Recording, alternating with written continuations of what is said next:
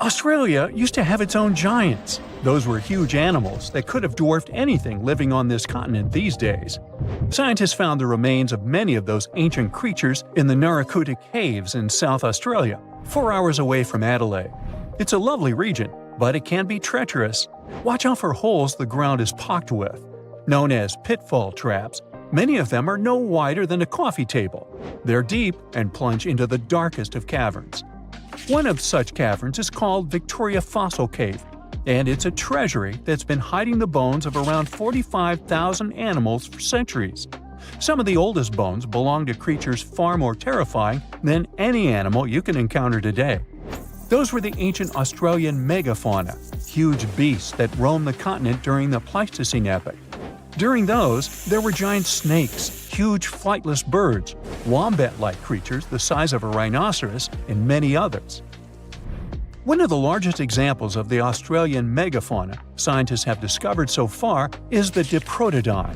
That giant herbivorous creature was 10 feet long and 6.5 feet tall, and weighed more than 6,000 pounds, about as much as a small Asian elephant. Even though this terrifying beast didn't eat meat, it could have smashed other animals with its sheer weight.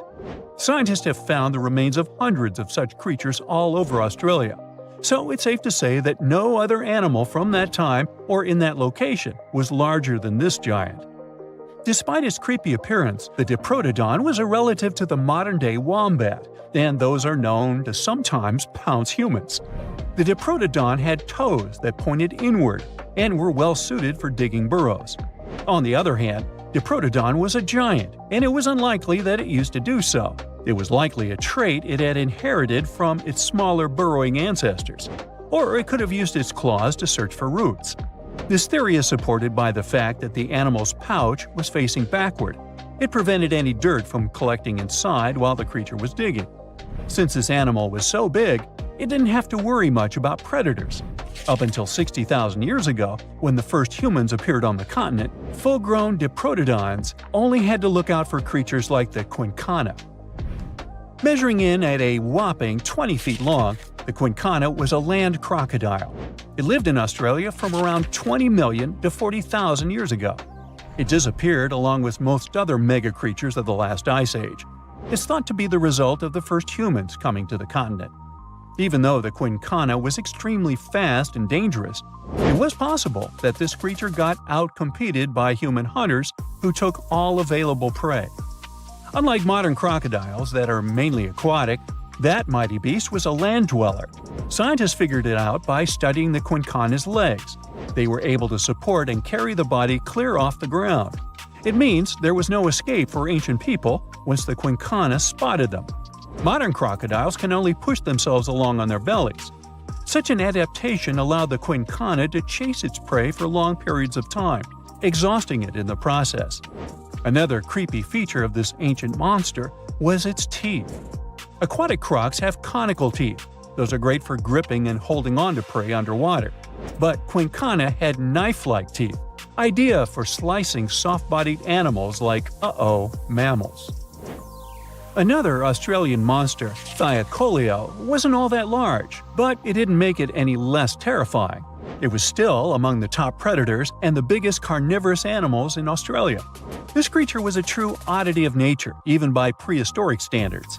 First, its teeth resembled not those of a regular predator, but those of a rodent. Its front incisors were enlarged, taking the place of canines. Premolars were also shaped like blades. They were used for cutting flesh and bone. At first, scientists thought that Thylacoleo used those teeth to eat nuts and fruits. But later, a study showed that the use of such teeth was better suited on necks and spines. The jaws of this ancient creature were immensely powerful. A 220-pound Thylacoleo had a bite force similar to that of a present-day 550-pound lion. It means that the animal could easily bring down prey much larger than itself. Then there was Thylacoleo's tail. It had strong muscles which provided the animal with the ability to use the tail as support when tackling large prey. The Thylacoleo had retractable claws, and this feature is very uncommon among marsupials. It allowed the animal to keep its razor-sharp hooks from getting blunt and could help it get a better grip on its prey. Scientists are quite sure that, like today's leopards, the Thylacoleo could climb trees and jump on other animals from above. It was done so fast and stealthily, they never knew what hit them. The creature's rear feet support this theory. The first toe there was reduced, but the foot had a rough pad like what modern-day possums have. It allowed them to have a better grip while climbing. Right after scientists found the first skull of the Meliolania, this animal was classified as a lizard. That's why its name translates to small groomer. But after they discovered more complete fossils, it turned out that the Meliolania was a giant turtle. But that's not all. It was one of the largest land turtles to ever have existed. The main reason researchers initially believed the creature to be a lizard was the fact that its skull was adorned with a series of spikes. It's something the modern-day horned lizard can boast. But even after discovering the true nature of the Meliolania, scientists still don't know how to properly catalog it. It might have been a creature that folded its neck under its spine, or it could have folded it to the side. Beside those defensive mechanisms on its head, the Meliolania was also equipped with a spiked tail, which was probably used to prevent predators from attacking the animal from behind. Most species of the Meliolania disappeared around 2,000 to 3,000 years ago because of humans who hunted them to extinction in both Australia and on the surrounding islands. It took around 2 centuries for these turtles to go extinct in that region of the globe. The Megalania was a giant Australian lizard that existed at the end of the Pleistocene epoch. It looked like a Komodo dragon and the Australian monitor lizard, which are both believed to be Megalania's closest living relatives. Fossils tell us that the ancient animal was anywhere from 15 to 26 feet in length. Ow! The youngest fossil remains of this ancient Australian monitor lizard date back to about 50,000 years ago. The first indigenous settlers must have encountered Megalania, which led to the lizard's extinction. Originally, scientists thought that the Megalania was the only member of the genus Megalania, but these days it belongs to the genus Varanus, which means that the prehistoric creature is closely related to other Australian monitor lizards. Our next giant creature on our list was once dubbed an ostrich on steroids. I mean, look at it. It was the last of the thunderbirds to go extinct in Australia. The Genyornis lived on the continent at the same time as early humans. They might have coexisted for 15,000 years or so before the huge bird eventually disappeared. This theory has some proof. The bird's fossils found along with human artifacts. Some cave paintings also depict flightless birds similar to the Genyornis in size and shape. Although it wasn't the largest bird in Australia, the goose-like creature was still as tall as a grown-up man and weighed around 550 pounds. Even a modern-day ostrich can be dangerous if it feels threatened. Imagine meeting its giant prehistoric relative. Scientists are still arguing about its diet. Many believe the creature was an herbivore, but there's still a chance that the Genyornis was a partial scavenger. Its small, stubby wings and powerful hoof-like legs hint that the bird could have been a plant eater. But its huge beak and exceptionally deep lower jaw evoke suspicion. Such features are highly unusual in birds. In July 1990, 4 Czech guys decided to go on an adventure to find the Mongolian Death Worm, a creature that might have inspired the monster you've seen in the movie Dune. They say it lives somewhere deep in the Gobi Desert, so they flew to Mongolia, hopped into an ATV, and hired some local guides to help them. All that to meet a creature that is up to 6 feet long, can spit acid that could melt anything, and is capable of shooting electricity at those it doesn't like. Legend says that these friendly guys spend most of their days hiding underneath the sandy dunes, but they'd like to come out during the wetter months of June and July. So the timing for a spotting was simply perfect. But the crew needed to figure out how to lure the creature. Sadly for them, no one knew what the giant worm liked to eat. So they built a thumper, which is a machine that made rhythmic pounding noises. They were hoping it would call the worm out of the ground. For 2 months, they searched the vast desert, crossing dunes and rocky plains, looking for any sign of the creature. But alas, it didn't really work out. Ivan McCurley, who was the leader of the 1990 expedition, came back to Gobi Desert again. He once tried to attract the megaworm with blasts, and the second time he used a small airplane to scout the dunes. Over the years, groups from America, Britain, and New Zealand organized big expeditions to the Gobi Desert to try and find the creature. Many others came from all around the world on their own and found nothing. The people in the West first found out about the megaworm of the Gobi Desert thanks to an American paleontologist, Roy Chapman Andrews. This brave man was probably the inspiration for Indiana Jones. In 1926, he wrote about the creature in his book. At a meeting with Mongolian leaders, Andrews heard detailed descriptions of the creature, even though none of them had ever seen it themselves. One of them described it as looking like a sausage, about 2 feet long, with no head or legs. According to him, the worm was so venomous that just touching it could instantly take your life, and it lived in the loneliest parts of the Gobi Desert. Andrews didn't think the creature was real, but he shared these stories again in another book.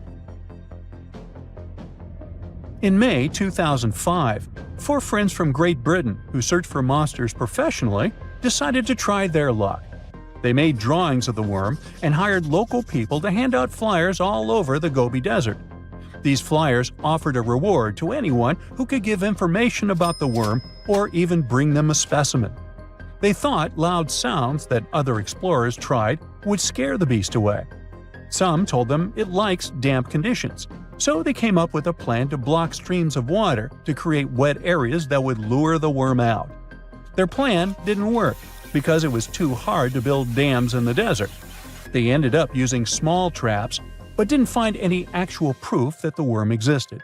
But they did meet locals who shared interesting stories about strange creatures they had seen over 70 years. Over the years, stories of the monster spread around the world. In some of them, it's only 1 foot long. In others, it's as large as a human.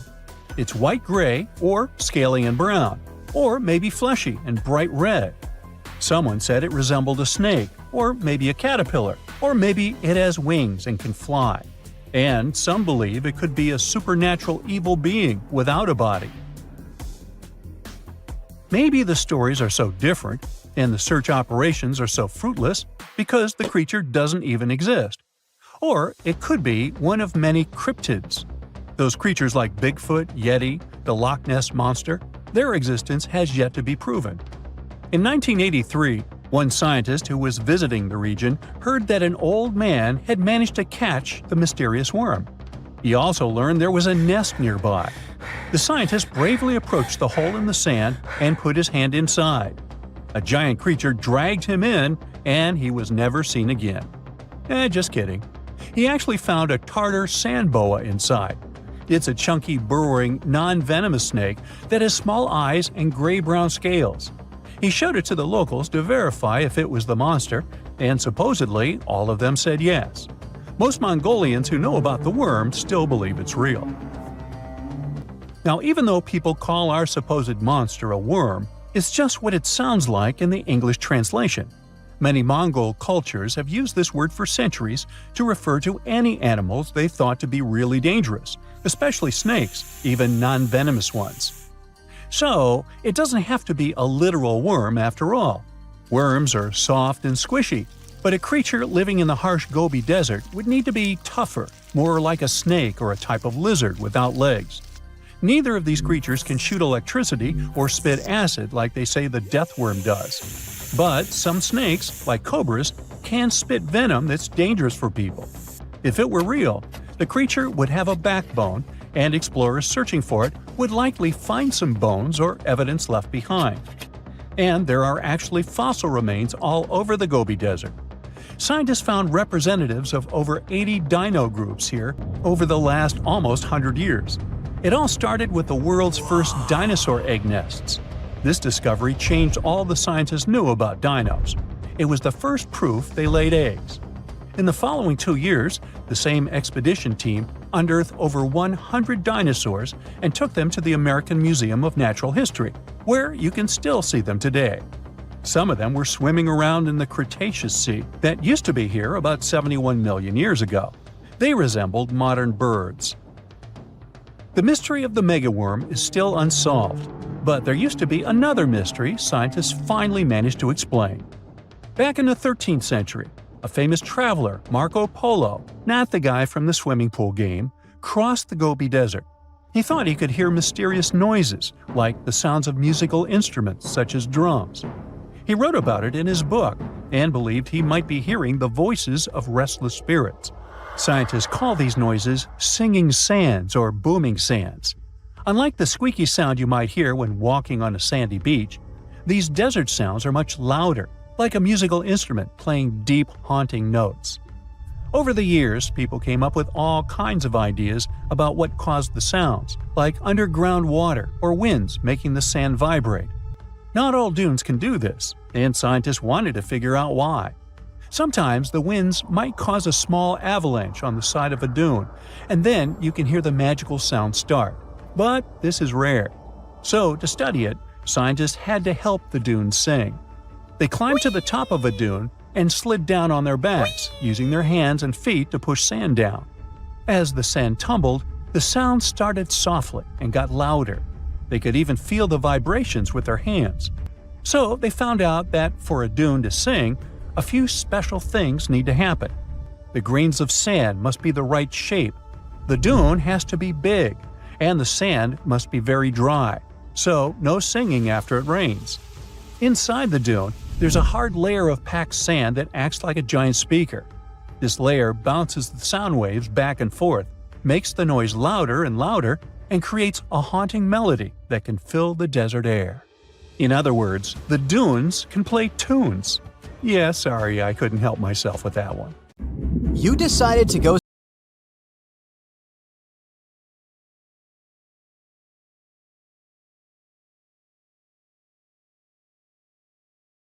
The ocean goes pitch black. You look up and, oh my, what is that gigantic animal? It's definitely not a shark, not a whale. Is it a turtle? Yup, but fear not, it's not gonna hurt you. If you had lived on this same Earth about 72 million years ago, then maybe this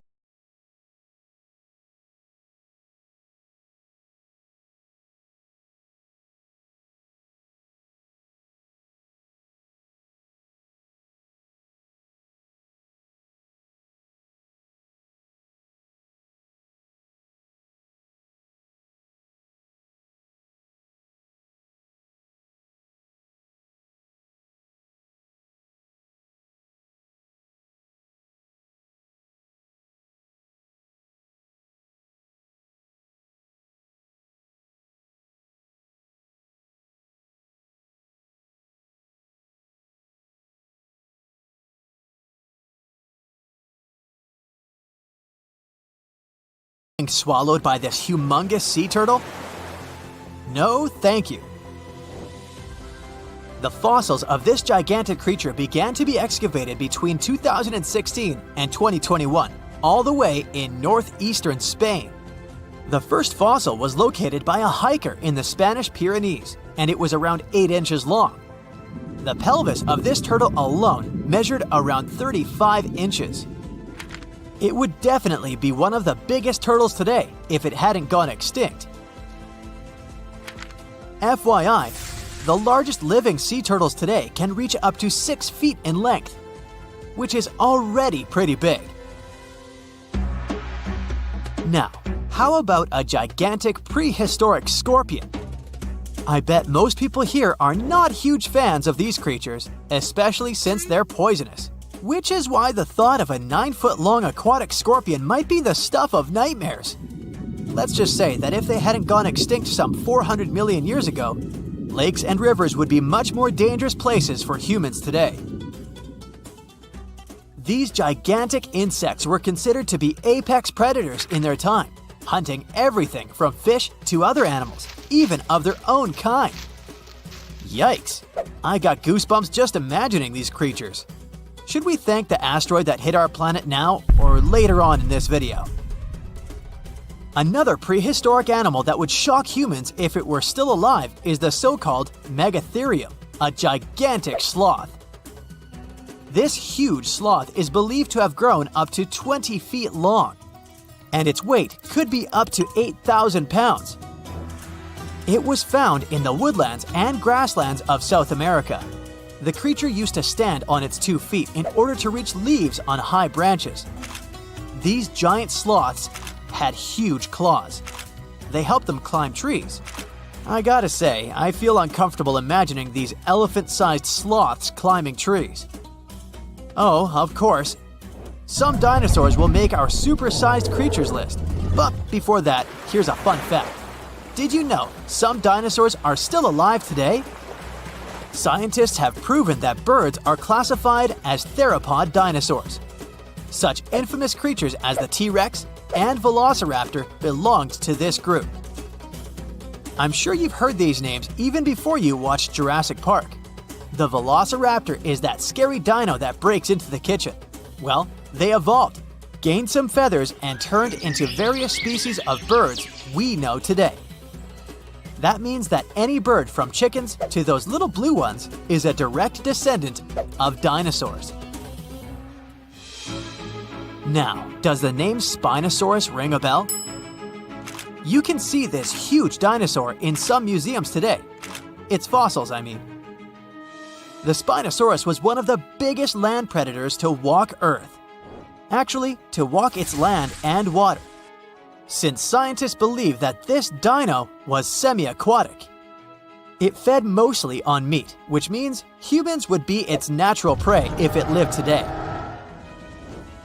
This meat-eating dino lived around 90 to 100 million years ago. It was about 60 feet long, 12 feet high, and weighed up to 22 tons. Its head was around the size of 8 bowling balls and was shaped like a crocodile's face. Basically, the Spinosaurus was a big African elephant with the face of a crocodile. Just kidding. But that would look funny though, wouldn't it? A much more attractive dino was this guy. It's considered to be the largest dinosaur that has ever lived on our planet. What made it so big was its extremely long neck and very long tail. You wouldn't want to stand behind this creature, believe me. If it decided to swish its tail, you'd get catapulted very far away. This creature lived around 100 million years ago, and its fossils were first found in Argentina around 2012.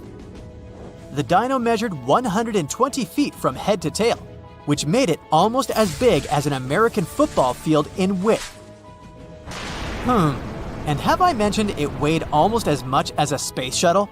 A staggering 75 tons. If it had been a carnivore, it would have probably been the greatest predator. But this big guy was a peaceful herbivore that had such a long neck that it could eat leaves from high trees. Cute, right? We must also talk about the Shastasaurus. As the name suggests, this animal is popularly known as the Mount Shasta lizard. Even though it was a marine reptile and probably never set foot on the mountain itself, this dino was usually around 23 feet long, but there was a specific strand of this species that could get as big as 69 feet long, about the size of the great blue whale. This made it the biggest marine reptile to have ever lived. A fun fact about the Shastasaurus is that scientists believe it didn't even have teeth, which means it could only feed on soft-bodied prey, such as squid, for example. The next animal on our list is the blue whale. Believe it or not, the biggest living animal on Earth actually started small.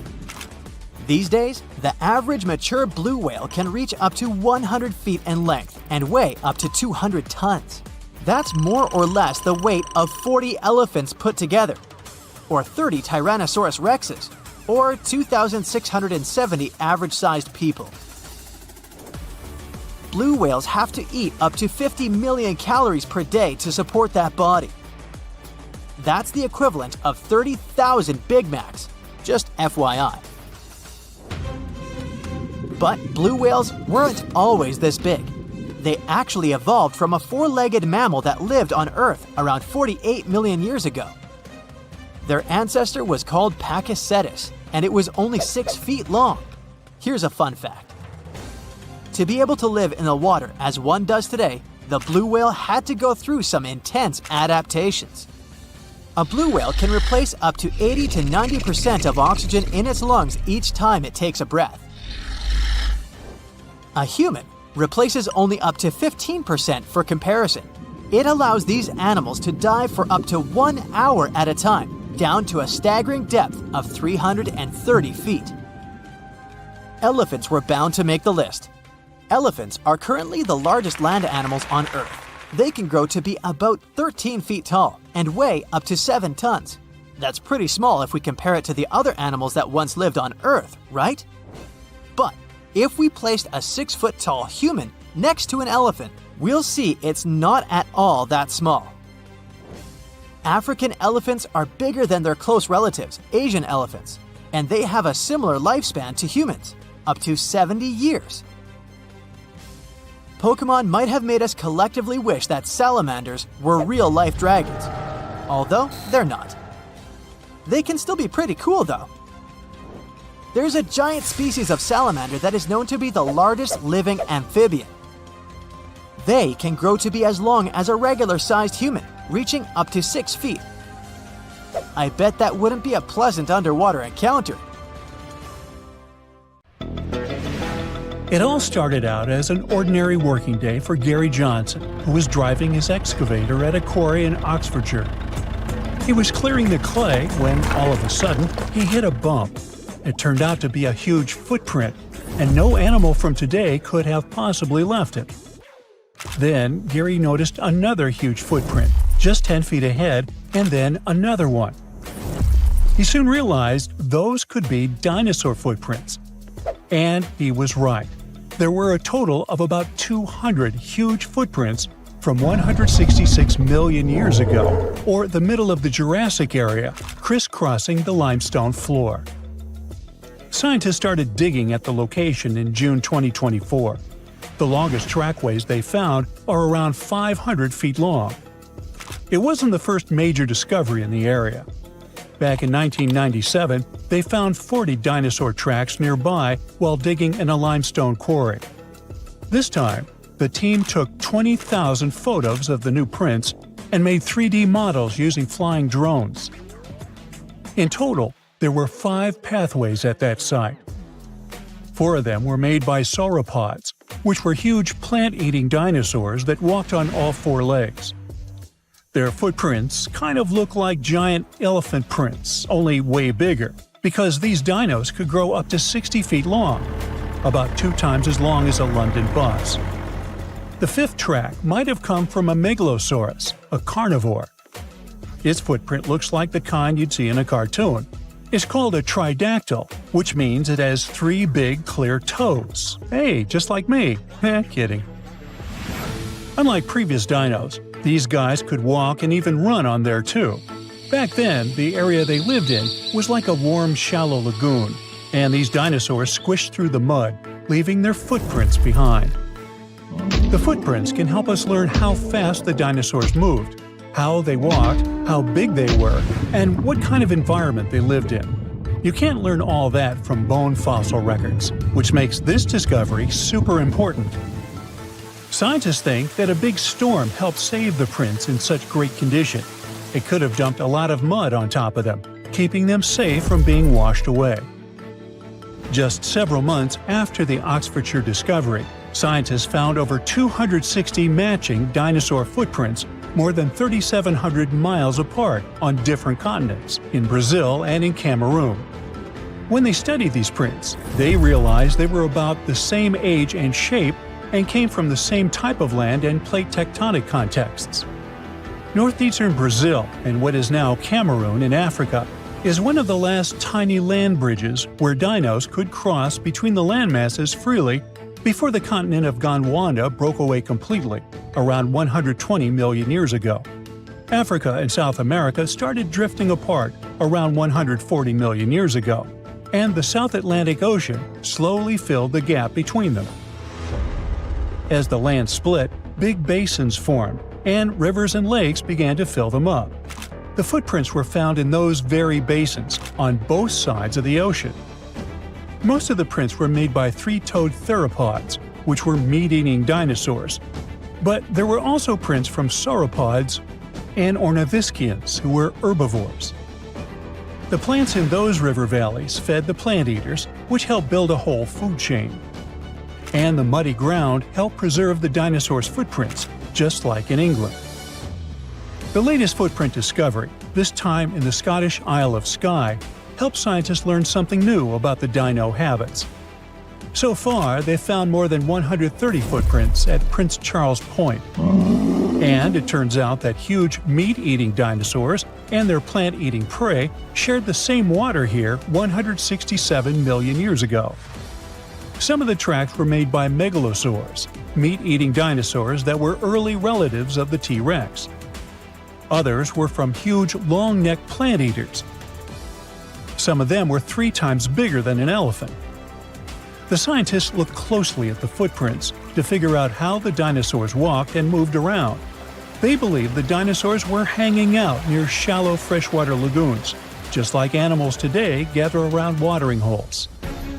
Another important discovery from the Isle of Skye is 2 super rare fossils that are helping scientists rewrite the whole evolution of mammals. Some shrew-like creatures today live just around 1 or 2 years, right? Well, those little guys used to stick around for 7 years or even longer. Scientists found 2 nearly complete skeletons of it on Skye. One was a grown-up and the other was a young one.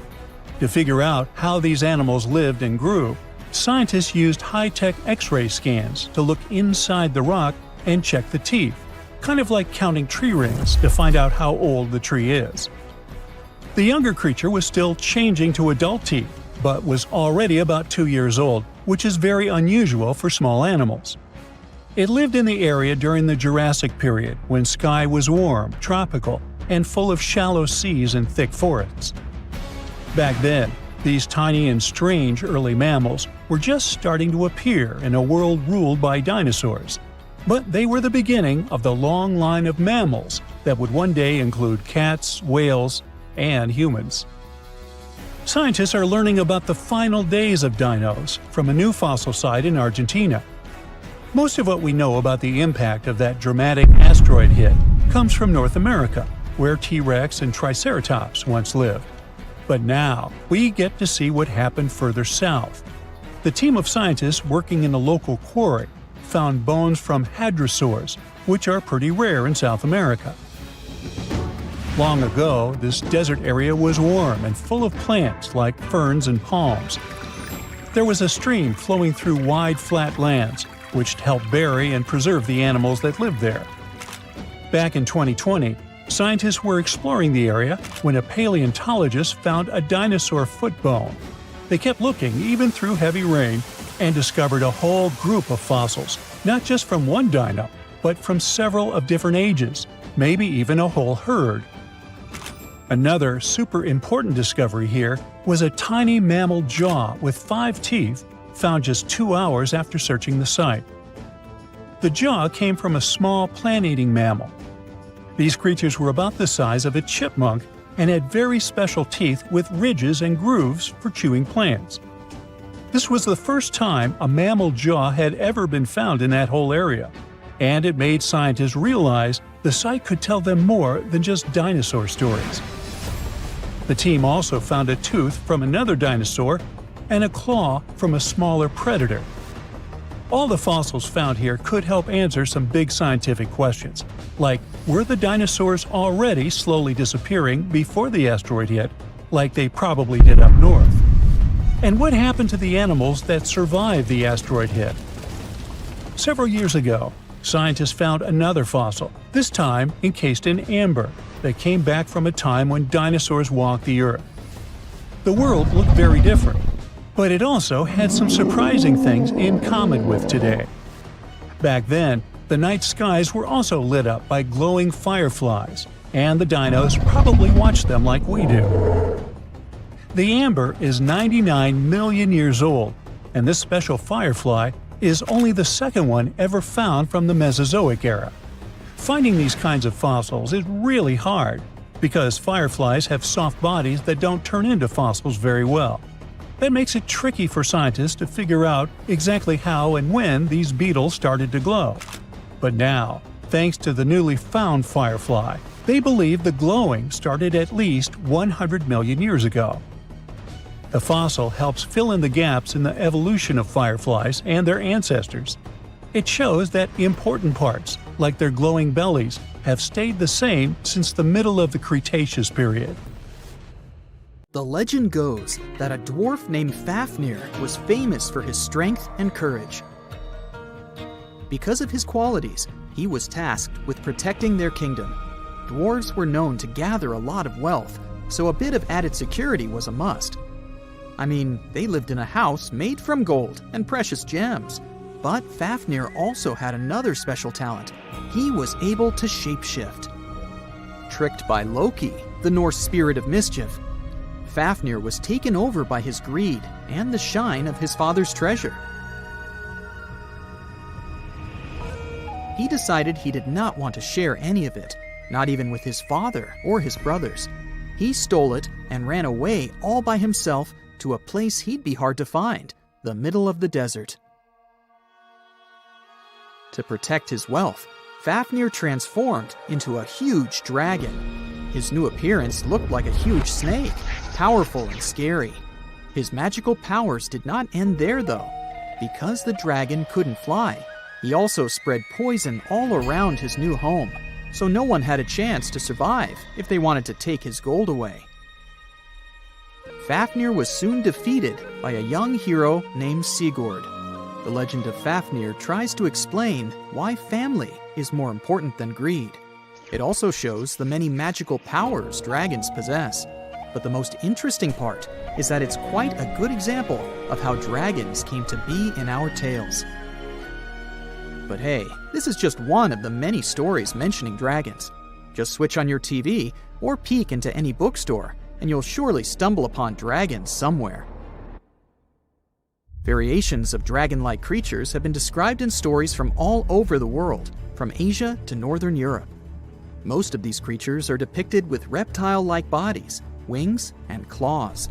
And the scariest trait of them all, they can breathe fire out of their mouths. The name of these creatures comes from the Latin word draconum, which translates to huge serpent. But let's take a trip down memory lane to see how it all started. An Asian historian, for example, discovered some fossils back in the 4th century BCE and decided that he'd stumbled upon dragons. It's easy to understand why he got so confused if you look at a fossilized stegosaurus. It was 30 feet long, 14 feet tall, and covered in armored plates and spikes. The Nile crocodile might have gotten mistaken for a dragon too. It still exists today and lives in sub-Saharan Africa. But it may have been more popular in ancient times. When reaching maturity, Nile crocodiles can grow up to 18 feet long. But that's not all. It can even walk with its body off the ground, and some were even pictured standing on their 2 back legs. Goannas are dragon-like lizards that live in Australia. Large as they are, they also have razor-sharp teeth and claws, and are also known to even produce venom.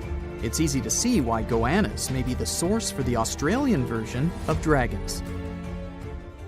When humans first discovered whale bones back in the day, we had no idea these animals lived in the sea. Given their size, we surely must have thought they were dangerous. And because we rarely see whales, if we don't go underwater of course, they were poorly understood and easily mistaken for dragons too.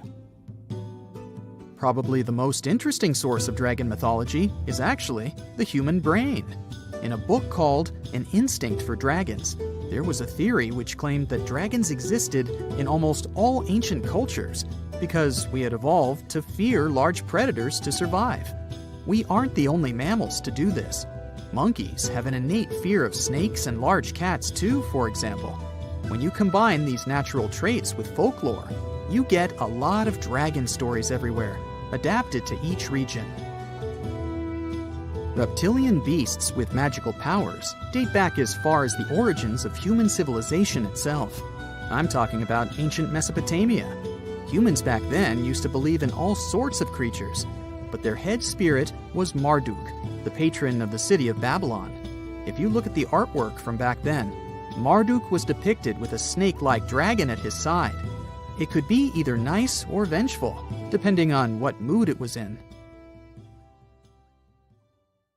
If you want to sign up to become a dragon, the first thing they'll ask you at the interview will be if you can breathe fire, of course. So scientists have tried to look into some ways that could make it real for dragons to breathe out fire without damaging their throats.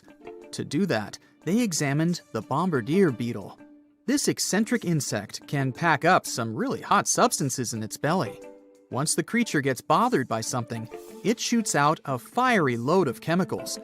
In all fairness, it's not really fire, but it does burn, so it's close enough. Going back to dragons, they'd need to have similar glands in their throats to produce the same effect. But where do dragons come from? They didn't just appear out of nowhere, regardless of the source you consult. Some tales, like that of Fafnir, say that even humans can turn into dragons. But the most popular theory is that dragons start out as eggs. Some sources even draft a series of stages a dragon has to go through during its life. Everything starts with hatching. Dragons are said to eat their way out of those shells and break the sides of the egg. Then there's the wormling stage, which is what dragon specialists, or dragonologists if you like, call a newly hatched dragon. It's still small and weak, but don't worry, it can take care of itself pretty well. The rest of a dragon's life stages are pretty self-explanatory. There are grown-up dragons, then ancient ones. A dragon's life ends when it reaches the twilight stage. Some sources claim dragons never stopped growing. Others even say they never reach the end of their lives. They just pass on to another type of spiritual existence. Dragons are known to be the symbol of a lot of different things, but that all depends on their origin. In some regions of Asia, they are known to bring luck, power, and wealth. To become a powerful warrior in Britain, you'd need to first defeat a dragon. That's why you often see them on flags. The flag of Wales, for example, has a large red dragon on a green and white background. Western stories aren't as nice to dragons. They are often seen as evil and vengeful. Another myth associated with dragons is that they love gold and precious stones. This greedy side of their temperament seems to date back to ancient Greece, where dragons were tasked with guarding treasures. Some of these guarding dragons were seen in such tales as The Hobbit and in the Harry Potter series. As for dragons' magical abilities, they also vary a lot. Some were said to have blood with supernatural properties. Some were rumored to be able to speak. Others were famous for their wisdom. A lot of dragons in ancient literature could fly or shapeshift, even into humans. Some real-life creatures got their names thanks to bearing a resemblance to dragons, like the dragonfly that has more than 5,000 subspecies we know about. It got its name from folklore tales, as Europeans in the Middle Ages saw it as an evil insect. Dragonflies were accused of some really nasty things, like biting people's eyes and mouths. But the creature that resembles mythical dragons most is a reptile called the flying dragon. They're seen in wooded areas of Southeast Asia. They don't really have wings per se, but parts of their ribs are elongated to support some extra skin that allows them to leap through the air between trees. Those wings are also brightly colored and contrast with their brown bodies. There's a place on Earth so dangerous that even the most fearsome creatures of today wouldn't last a moment there. It used to exist in what we now call southeastern Morocco, the land called the Kem Beds. The story of this place stretches back to the Cretaceous period, about 100 million years ago. It might have looked like a beautiful place at first sight, a lush green forest, rivers glittering in the sun, until you meet some terrifying dinosaur. The lions or sharks of today are nothing compared to what the fossils show us. The Kem Beds were dominated by terrifying predators, and above them all, 3 of the largest predatory dinosaurs ever discovered. For example, Spinosaurus. This dinosaur was unlike anything you can imagine. A half reptile, half monster standing over 50 feet tall, bigger than a T-Rex. This hybrid with a crocodile-like snout and a sail on its back hunted the forests. But this dino could dive into the rivers, so not even waters were safe from it. It could catch huge fish, as if plucking them from the shallows. There was also a Carcharodontosaurus, a carnivore with the name that literally means shark-toothed lizard. Its razor-sharp teeth could slice through flesh with terrifying ease. This monster stood almost as tall as a house and was faster, stronger, and more aggressive than nearly anything that had ever walked the earth. There was also Deltadromedus, a raptor-like dinosaur built for speed. It was a quick-moving ninja that stalked its prey with horrifying precision. Oh, and the skies were a fun place too. With all these pterosaur creatures flying around, these guys are often mistaken for flying dinosaurs, but they were actually a different kind, more like close cousins of dinosaurs. These majestic reptiles soared above the Kem beds and had wingspans that could stretch up to 30 feet. The fingers were feathery, with a fourth finger kinda like bats. They could glide through the air so easily thanks to their super light skeleton. But it wasn't just the dinosaurs that made the Kem beds so horrifying. The waters also hid their own dark secrets. They were home to giant, terrifying fish and crocodile-like creatures. Their jaws were strong enough to crush bone, and they were lurking beneath the surface, waiting for anything unlucky enough to stumble into their path. One of the river creatures was Sarcosuchus, also called the Super Croc. Being about 40 feet long, it could easily swallow an adult human. Or better yet, it could take on a full-grown dinosaur and win. Its jaws snapped with unimaginable force, and no creature, not even Spinosaurus, was safe from it. Coelacanths could also hang out in the rivers. It was a monstrous predator that could easily swallow a huge fish whole. They had these creepy, icky fins that moved in a way similar to how human arms and legs move. And they could also kind of raise their heads like humans because of a special joint in their skull. Ew. Fun fact, we thought these monsters had gone extinct 60 million years ago, together with dinosaurs. But recently, we rediscovered them living and thriving in the Indian Ocean. Turns out they were just hiding in the deep waters. They probably didn't even notice the dinosaur asteroid or humans at all. Yay? Don't worry, over millions of years, they became basically harmless. They got 4 to 5 times smaller, even though they still weigh about 200 pounds. Just imagine what they were like back in the day. Kem waters were also home to giant lungfish and other creepy aquatic creatures. So you couldn't even drink or take a swim safely without getting bitten by something. Whew, what a place. Even turtles there were the size of cars. Imagine trying to survive in a world where creatures like this are literally everywhere. And I mean everywhere. This place was unique not because huge beasts lived there, but because of the sheer number of predators. You might think, it shouldn't be that easy for all these predators to hang out in one place, right? And you're right. Seems like prey was scarce there. That's even more chilling. All the predators just wandered around, hunting whatever meager life remained. And if there's none, then fighting each other. For years, scientists have wondered why it was the case. Maybe that's just how life was back then. And all corners of Earth were crazy like that. Or is there something special about this place? Some even say that maybe it's just because we only found predators' fossils, while normal, friendly animals have disappeared, and that the fossil record might be skewed. But who knows? And the environment itself was just as fascinating as the beasts who lived there, just a bit more friendly. It's hard to imagine, but back in the day, this desert was a green paradise, humid and full of rivers. The heat of the sun scorched the land. The climate was hot, so hot that even the poles were warm. The weather there was extreme. Dry seasons followed by intense storms, which shaped the land and life. The giant rivers carved their way through this landscape. They stretched from the Sahara, emptying into the ancient Tethys Ocean to the north.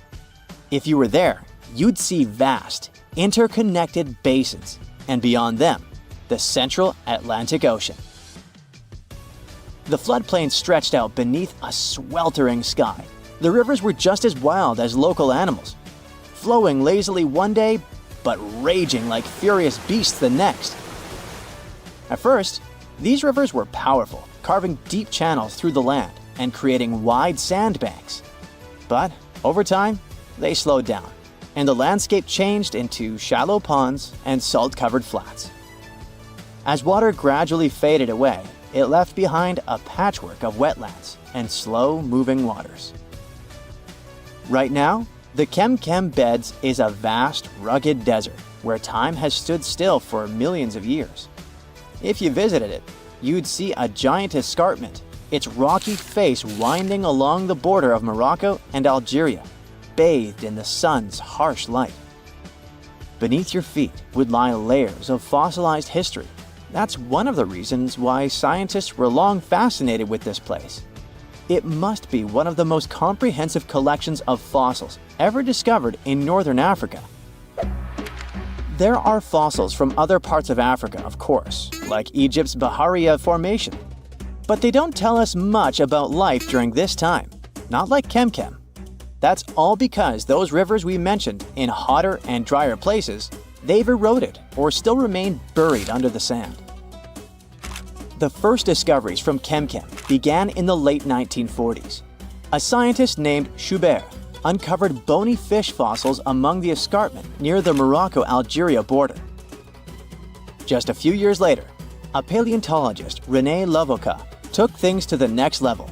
Traveling by camelback, he scoured the desert landscape and uncovered a real treasure trove of fossils. He found the partial skeleton of a massive herbivore dinosaur. Finally, at least one peaceful creature in the Kem Beds. This long-necked giant roamed the ancient river valleys and ate leaves like a good boy. For the next several decades, scientists only did small-scale fossil hunting expeditions to this place. There were modest discoveries made here and there. Then, in the 1970s, German paleontologist Helmut Alberti led his team to the Kem Beds, and that's when things took a wild turn. They uncovered fossils of prehistoric fish, crocodiles, dinosaurs, and pieces of the infamous Spinosaurus. Imagine being one of the scientists on that team. They were probably jumping from excitement. By the mid-1990s, the fossil game changed dramatically. Incredible new species were identified from the Kem Beds. Over the years, the discovery pace has only accelerated. Paleontologists, armed with new tools and techniques, have uncovered more fossils than ever before, and there's only more to come. Ooh, from giant spiders to venomous snakes, we all get freaked out by Australian creatures. Yeah, me too. But newly discovered fossils show that things were way more dangerous 120 million years ago, when this land was completely ruled by massive razor-clawed megaraptors. Yeah, I'm glad I wasn't around then. These dinosaurs were about 26 feet long and walked on two legs, just like the famous T-Rex. They were fast, fierce hunters, with a superpower: their hug. Yep, their massive, muscular forearms had huge curved claws, perfect for grabbing and holding onto prey. Uh-oh. They would wrap their arms around their poor victims, just like a hug, and trap them with no chance of escape. And even though their teeth were quite small, they were still sharp enough to rip through flesh. The first time we heard about megaraptors was in the late 90s, when a paleontologist discovered their fossils in the region of Patagonia, Argentina. Since then, no one has ever found a complete skeleton, only fragments. But probably the most important one yet was uncovered in Australia at the beginning of this year. Researchers were exploring Victoria's stunning coastline when they stumbled upon megaraptor fossils. First, they spotted bones from its lower legs and a few vertebrae washed up on the beach. Even though they were working with just a couple of fragments, a deeper analysis confirmed that these belonged to a megaraptor. And not just any megaraptor, it was the oldest one ever discovered. This discovery gets even more exciting because it adds weight to the theory that these dinosaurs might have originated in Australia. But we already knew that they roamed the land down under since early 2023, when researchers found the top of a megaraptor skull in the country. So let's rewind a bit. We first found their remains in Argentina, right? Right. But then, years later, researchers found fossils of the same family of dinosaurs on the other side of the world, in Australia. If the ones in Oceania were older, how did these creatures end up in South America? Of course, they didn't fly there. They didn't cross continents by swimming either, although there is a theory that they could swim. Remember, we're talking about the dinosaur era, which happened millions of years ago. And back then, Australia and Argentina were actually pretty close. Basically, they were one. Both lands were part of the supercontinent known as Gondwana, and they were connected through Antarctica. Wait, but wasn't this path freezing? I mean, yeah, these dinos had to pass through Antarctica to get to their destination, but they weren't freezing their tails off. This all happened during the mid-Cretaceous period, when the weather was super warm. Back then, the poles were covered in plants, not ice. So let's just say they took full advantage of the good weather to make the crossing. Now, about 180 million years ago, Gondwana started to break apart. At some point, Australia drifted away from the supercontinent, cutting it off from other landmasses, including South America. That's why the same dinosaurs showed up in completely different parts of the world. Mystery solved. Now, let's get back to that recent discovery. The researchers didn't just find a few traces of megaraptors on the beach. In total, they uncovered 250 dinosaur bones at the site, but only 5 of them were really important. They belonged to 3 different species of dinosaurs that, as it turns out, all lived in Victoria at the same time. So yeah, we've already talked about those first 2 bones. They were from the megaraptor. Next, we have a shin bone from a Onenlagiine. That's my best shot at pronouncing it. It's a dino also known as the southern raptor. This is a type of dromaeosaur with a long snout. And the last 2 shin bones of different sizes came from a Carcharodontosaurus, whose name means shark-toothed lizard. This one is a particularly big deal for 2 reasons. Number 1, it's the first evidence that this species lived in Australia. And number 2, it was small, and that is pretty surprising since we've always thought of this species as being massive. Fossils found in Argentina, for example, show this dinosaur reached a length of about 36 feet. But the one in Australia was much smaller, measuring only around 6 to 10 feet long. And that's still plenty big. Basically, what we're saying is that the way predators were ranked in these 2 parts of the world was completely different. In South America, Carcharodontosaurs grew to massive T-Rex-sized giants, towering over megaraptors and dominating the landscape. But in Australia, it was the complete opposite. There, huge, powerful megaraptorids roamed the land alongside smaller Carcharodontosaurs. So the predator dynamic was different. And all of this just shows how unique the ecosystem in Victoria was back then. Although isolated dinosaur bones have been found in Western and South Australia, most of the fossils come from the eastern part of the country, like Queensland. And there, researchers dug up something really, really rare – a well-preserved dinosaur skull. The study shows that this bone belonged to the 4th discovered specimen of Titanosaur. This group includes those massive long-necked dinosaurs. They look like the Brachiosaurus, but some of them were even bigger, reaching 120 feet long. The skull, discovered in 2018, belongs to this guy, whose pronunciation is above my pay grade, and the research points out that it roamed the Earth around 98 million years ago. Thanks to this find, scientists were able to recreate, for the very first time, what its face might have looked like. Probably after checking out the illustration, they thought, hey, it looks a lot like its cousin. They were talking about another species of Titanosaur, this other unpronounceable guy. And guess where they used to live? Yep, in Argentina. So, this research also supports the theory that dinosaurs crossed between South America and Australia during the mid-Cretaceous period. Now, this wasn't the only secret buried in Queensland, though. In 2024, researchers working there discovered the fossilized remains of a new species of pterosaur, about 100 million years old. These creatures were the first vertebrates that could actually fly, existing alongside dinosaurs. They were massive, powerful predators with wingspans of up to 36 feet. But these remains belong to a new species within the pterosaur group, which they have named Hakuna Matata or something similar. Compared to their cousins, they were on the smaller side, with a wingspan of about 15 feet. Still, that's bigger than a snowy albatross, the largest flying bird we have today. This species of pterosaurs were terrifying beasts, flying over the ocean to hunt for prey. Once they spotted their victim, they'd snap open their 60-centimeter jaws, filled with sharp spike-like teeth, and, well, I guess there was no escaping that. The last incredible discovery we're talking about today also comes from Queensland. For over 20 years, students walked past a plain-looking rock at Biloela State High School completely unaware that it held 66 dinosaur footprints, and they date back about 200 million years. These prints were made by a group of these Latin-named guys. They were small dinosaurs with 3 toes on each foot, and it seems like they were all over Queensland around that early Jurassic period.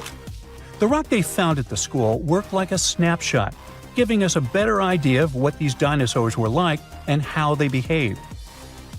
After taking a closer look, researchers found that the footprints came from 47 individual dinosaurs. This group was probably walking along or maybe crossing a waterway when their footprints got marked in the white clay. And the study also discovered that they were likely moving at less than 4 miles per hour at the time. So we only discovered those marks in Australia. But fossils of the same species found in other countries showed that they had these long legs, a big chunky body, short arms, and this tiny head with a beak. But honestly, they don't sound as scary when you realize they only ate plants. Whew. That's funny. Well, everything is when you're a giant hyena, Pachyrhinocheuta. If you want to picture how animals from ancient times look like, just imagine them way bigger with larger and sharper teeth. And wait, like that isn't enough? Yup, you had to be one mighty beast to survive in such times when everything around you is like 5XL. This hyena was up to 3 feet tall with a weight of 400 pounds. That's the size of a modern lion and around 3 times bigger than today's hyena. The ancient one also had shorter legs, which is also the reason plenty of prehistoric creatures went extinct. Over time, they ran out of food, but couldn't run fast or long enough to catch prey. Also, they couldn't escape quickly enough if there was some bigger guy nearby. Ancient and modern hyenas have quite similar habits. Diet, meat, and meat. They both prefer to steal food from other usually smaller predators rather than go hunting on their own. And of course, they're both always smiling at everyone around. Cheese! You always somehow picture sharks as those marine animals we should be afraid of, right? Not whales. They're mostly good-natured, eating their plankton, spraying out water through that hole in their backs and stuff. And of course, they could get a little clumsy from time to time, so they turn over a ship. Anyway, they're not that into hunting humans. Well, if we all lived in the time of this 50-foot, 50-ton whale, Leviathan, I like to call toothy. Let's just say going to the beach would never be the same. The beast weighed like 6 elephants and was longer than a truck. Oh yeah, about that toothy thing? This whale had teeth longer than your palm and a quite refined hunting instinct. So it went after all marine animals, including other whales too. Its only rival was the megalodon itself, the only biggest and scariest shark that ever lived on our planet. Okay, of course, this list is full of giant and dangerous animals with extra sharp teeth who you're certainly glad they went extinct. But there's also some close relative to a human ancestor here too. Hello, distant cousin? Paranthropus. So our cousin P had a big brain, well, at least for those times, and good reflexes, which is why they could defend themselves against some bigger and less brainy creatures that were after them. They mostly ate plants, roots, nuts, soft fruits, young leaves, probably insects, and seeds. They were around 5 feet tall and 150 pounds in weight. Not that big compared to other prehistoric mammals, but still big enough to survive those tough times. Way to go, P! The next one is, yes, I'm very happy these things went extinct, prehistoric mammal, Gorgonopsia. They were something between mammals and reptiles with, of course, very, very big 5-inch saber-like teeth, an 18-inch long skull, and the size of a modern bear. At their beginnings, these guys were really small, no bigger than a dog. After a while, evolution did its thing and turned them into the biggest carnivores of their time, which was over 250 million years ago. I wasn't around then. Scientists still don't know if they had clear skin, fur, or scales, but they do know these beasts had rather long legs compared to the rest of their body, which means they could run much faster than many other animals from those times. Andrewsarchus, or Andy, my nickname for it, is everything you would attribute to today's predators, such as tigers, wolves, or hyenas. Only a bit more intimidating version, of course, with extremely sharp teeth. Who would have thought the biggest meat-eating mammal that ever lived is actually a part of the family where pigs, camels, and antelopes came from? It had the size of a modern bison, with a weight of at least half a ton. Andy wasn't that picky with the menu, so it went after most other animals that lived back then, which was around 40 million years ago.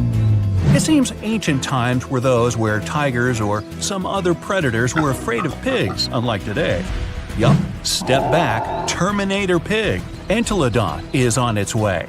Okay, research actually showed they were more like hippos, whales, and its cousin Andy. But this cool nickname has already been given, so we can't go back. Early Terminator pigs were no bigger than today's swines, but they grew to become cow-size over time. They also had short snouts, but a couple of million years later, evolution decided that's not scary enough and made their lower and upper jaws much longer. Oh, and they got an even sharper set of canines, a special How to Creep Your Rivals edition. Whew! Finally an ancient mammal we don't have to be afraid of. Well, at least if we're not in its way, because if this giant accidentally stepped on you, squish. But at least its menu consisted of plants, so we would be safe at some point. Let me introduce you to the gentle giant Thunder Beast, Brontotherium. It had quite a sturdy nasal horn, weighed 3 tons, and was 16 feet in length, which is bigger than a modern rhino. The size, unfortunately, didn't help it much.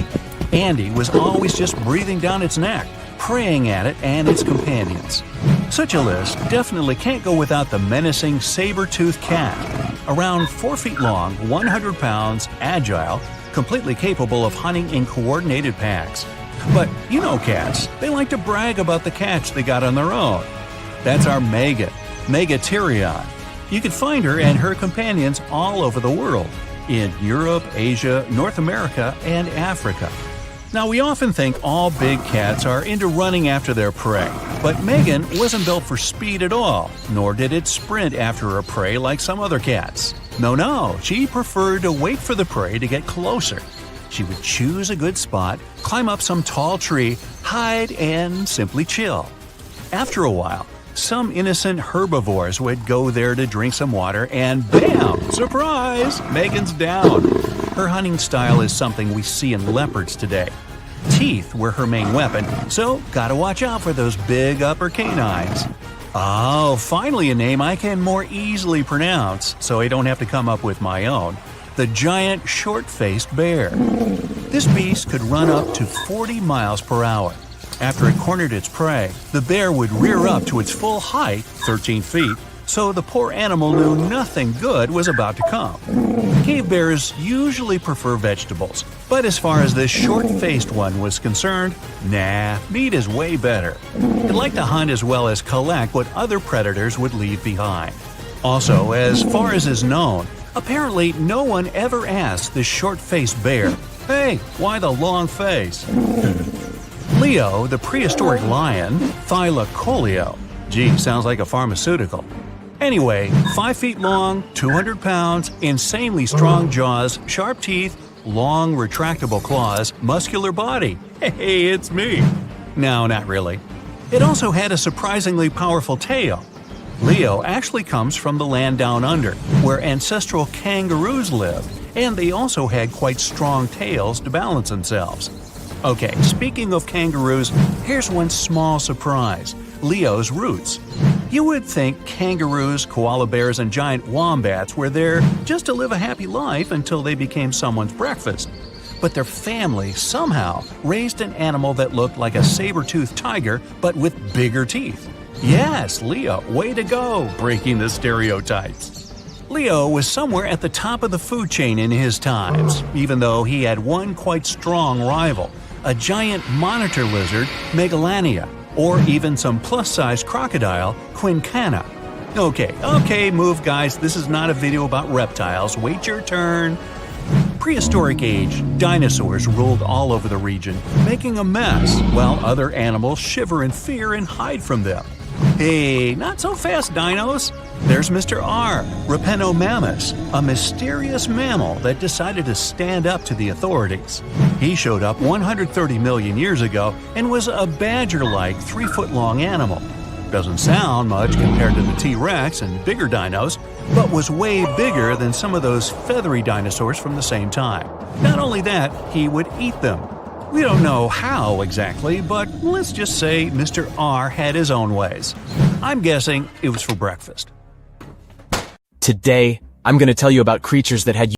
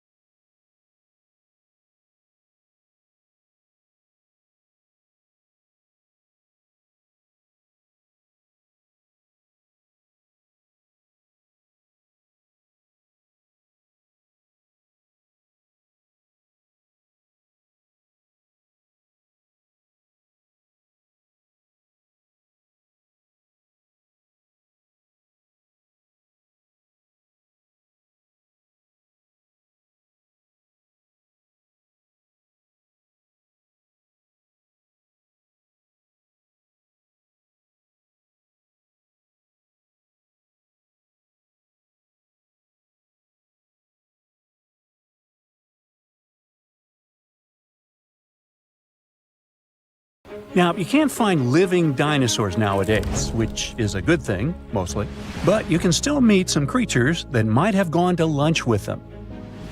The frilled shark, for example, is a living fossil that comes from a family of sharks that have been around for about 80 million years. One of the coolest things about it is its long, eel-like body that can grow as long as 6 feet. It has 6 pairs of gills on its throat, which help the frilled shark breathe in the deep, cold ocean where there isn't much oxygen. The shark can move very quickly, like a snake, to catch its prey when it least expects it. Little frilled sharks take an exceptionally long time to grow, up to 3.5 years, which is one of the longest times for any animal with a backbone. The Chinese giant salamander is another living fossil that can tell you what was going on Earth around 170 million years ago.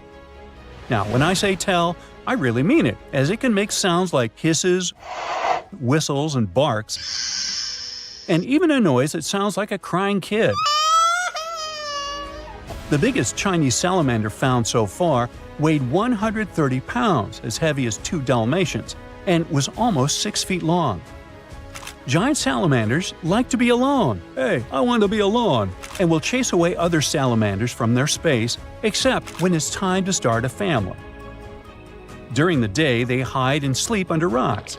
They can make a special substance from their skin that keeps predators away. Now, gharials are reptiles that have been around for about 38 million years. They live in India and Nepal in slow-moving, muddy rivers. Sadly, there are very few gharials left in the wild, less than 100. These creatures can't control their body temperature, so they need to sunbathe to get warm or cool down in the water if they get too hot. Their eyes are close together and face forward, which helps them see in 3 dimensions and judge distances more accurately. Gharials also have a transparent third eyelid that protects their eyes when they're underwater. They have over 100 sharp teeth, but they can't chew their food. Instead, they use their strong jaws to grab prey and then, swallow it whole. The alligator gar is a fish that has a family history of more than 100 million years. It still has some cool features from ancient times, like being able to breathe both air and water. It also has a special spiral-shaped intestine, like a shark. The alligator gar is one of the biggest and heaviest fish in North America. Just like an alligator, it has a long body and snout, plus a row of sharp teeth. But instead of legs, the gar has fins to help it swim underwater. The tuatara isn't a lizard as you might think, and isn't a dinosaur either. This New Zealand resident is one of the most unique animals in the world. Scientists love studying tuataras because they can help us understand how today's lizards and snakes evolved. One of the coolest things about the tuatara is its third eye, called a parietal eye, on its head. It has its own lens, retina, and a nerve that connects it to the brain. Scientists think it might help the tuatara know when it's light or dark outside and absorb sunlight to make vitamin D or help them keep their body temperature exactly right. Tuataras can live an extraordinarily long time, up to 100 years. Cassowaries are the youngsters on our list, as they've been around for only 60 million years. They have some things in common with dinosaurs, like their 3-toed feet and how they breathe. Cassowaries love to eat fruit, lots and lots of fruit. This love of fruit helps the rainforest, because when cassowaries eat the fruit, their bodies don't harm the seeds inside. As they move around the forest, they spread these seeds, you can guess how, with their own natural fertilizer, helping new plants grow. Cassowaries are big birds, about 6 feet tall and weigh over 100 pounds. They have a special claw on each foot that is 5 inches long, and they can use it to kick real fast. If they feel threatened, they can charge, kick, and even jump on someone. They can also leap up to 5 feet in the air.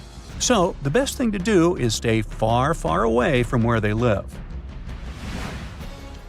The order Notostraca is a group of crustaceans that you may know as tadpole shrimp or shield shrimps. These animals have been around for about 360 million years. They have a wide, flat shell that covers their head, and they have a pair of eyes on top. These creatures can be found all over the world in different kinds of water, like freshwater, brackish water, and even salty pools. They can also look different depending on where they live. Notostraccans aren't picky eaters and can snack on pretty much anything, from plants to small animals and other shrimps. Some of them are considered pests in places like California rice paddies because they stir up the mud, which blocks sunlight from reaching the young rice plants. Sturgeons are some of the largest fish species on the planet. They live only in the cool waters of the northern hemisphere and never travel below the equator. Even though they are huge, sturgeons don't have teeth. They eat by sucking food off the bottom of rivers, gulfs, lakes, and oceans. Scientists believe that sturgeons came from a group of fish that first appeared around 419 million years ago, long before dinosaurs even existed. Their ancestors survived a big extinction event that wiped out 90% of all species and went on to become the largest fish in many rivers in North America and Eurasia. Sturgeons can live up to 100 years old or even older. Female sturgeons can lay up to 3 million eggs at a time, but not all of the eggs eventually turn into real fish. Our next hero, the Pacific lamprey, has successfully lived through at least 4 mass extinctions. Its ancient ancestors evolved over 450 million years ago. These creatures have cartilage instead of bones and a third eye, which is a special light-sensing organ on top of their heads. Instead of a regular jaw, they have a mouth surrounded by teeth. They latch onto prey and sup up body fluids like real underwater vampires. And although he wasn't living underwater, the story goes that King Henry I of England might have lost his life because of a lamprey. The English monarch loved this fish so much that he defied doctors' orders to stop eating its flesh. He got sick every time he'd have it, but the lack of bones and the unusual taste made the royal fall in love with it. As a result, he got some scary symptoms from eating lamprey and eventually passed away. Can you say clueless? The elephant fish, also called the Australian ghost shark, has been on Earth for around 400 million years. Even though they're related to sharks, they aren't actually sharks. Instead of bones, their bodies are made entirely of cartilage. These fish have a special shiny tissue in their eyes that can make their eyes look like they change color from yellow to green. Elephant fish can be pretty tough and will fight back if they feel threatened. They like to be alone and usually don't hang out with other fish. Horseshoe crabs also deserve the title of survival champs, as they've been around even before dinosaurs, since 450 million years ago. 4 species are still roaming the ocean from Maine all the way to Mexico. Horseshoe crabs are more like spiders than ticks than they are like real crabs. They have 9 eyes, plus extra light sensors near their tails so they can see really well. They breathe underwater using flap-like gills near their belly, and sometimes they use these gills to swim upside down. Every spring, when the tide is high, these creatures come up to the beach at night to mate and lay their eggs, and you can see hundreds of thousands of them. There's a monster hiding in the remote forests, swamps, and rivers of the Congo Basin in Central Africa. It has a long neck, looks like a dinosaur, and is the size of an elephant, or maybe a hippo at least. That's what people who claim to have seen it say. It should have gone extinct millions of years ago, but this Congo's version of the Loch Ness Monster somehow survived. This creature is the Mokele Mbembe, which means one who stops the flow of rivers, and more folks are saying they've seen it lately. European explorers first heard the stories of this creature from the people living near the Congo River in the early 1900s. A German captain even included a description of the monster in his official report from his expedition. The locals told him the animal was of a brownish-gray color with smooth skin, a very flexible neck, and only one long tooth that could be a horn. Some of them mentioned a long, muscular tail, like that of an alligator. They also said that the creature lived in the caves, but climbed the shores even in the daytime to find some plants to eat. Locals also believed its favorite snack was a kind of liana with large white blossoms. Some of them even showed the German captain some fresh path the monster left leading next to those plants. And oh, they warned him that Mokele Mbembe definitely didn't like humans and took down any canoe that would sail nearby. Dinosaurs were a real hit in pop culture in the 1910s, and several newspapers in Europe and North America wrote about the dino-like monster from Africa back then. In the later years, several expeditions traveled to the Congo Basin to search for Mokele Mbembe or interview claimed witnesses. They did not find any direct physical evidence, but collected many stories. One zoologist in the 1980s said he took a film of Mokele Mbembe, but the footage did not develop properly. Stories and movies like Jurassic Park have kept the dream alive that dinosaurs might still be hiding somewhere in deep forests. At some point, people stopped reporting sightings of the creature as often, so it almost became a forgotten legend. But it all changed recently, as many people claim to have witnessed the mythical monster with their own eyes. Cryptozoologists, those fans of mysterious creatures, believe it could be a dinosaur that, for some reason, didn't go extinct, related to a Brachiosaurus or a Diplodocus. This idea comes from how people described seeing the creature, with a super long neck, a huge body, and a tiny head. They think it might have stayed hidden in the deep forests of Africa all this time. But scientists say that if it really were the last living dinosaur, we would have found some real proof by now, like a photo or bones or something showing it walking around the Congo Basin. Some expeditions that are trying to find proof the monster is real have even used sonar technology to scan the murky waters of Central African rivers and lakes in search of any large, unidentified creatures. Some people even narrowed down the monster's location to a specific remote lake, surrounded by untouched jungle in the swamps. So far, the search for evidence hasn't been successful. The explanation behind all the sightings of the Mokele Mbembe could be the changing ecosystem. More and more human settlements are moving into the huge Congo Basin rainforest. People aren't used to seeing large animals that live in the forest, so they believe they have witnessed the mysterious creature from their folklore. The human brain often fills in the gaps in something we don't know and uses imagination to explain it, especially if there's a ready-made version that everyone's heard of. But still, we can't completely rule out the possibility that there are some new, unknown species of animals hiding in the Congo forests. Maybe just not a missing dinosaur.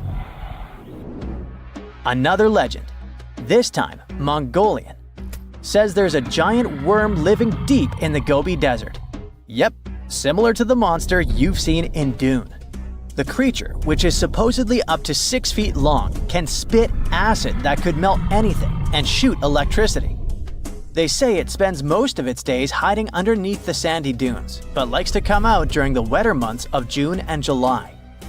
The people in the West first found out about the megaworm of the Gobi Desert thanks to an American paleontologist, Roy Chapman Andrews.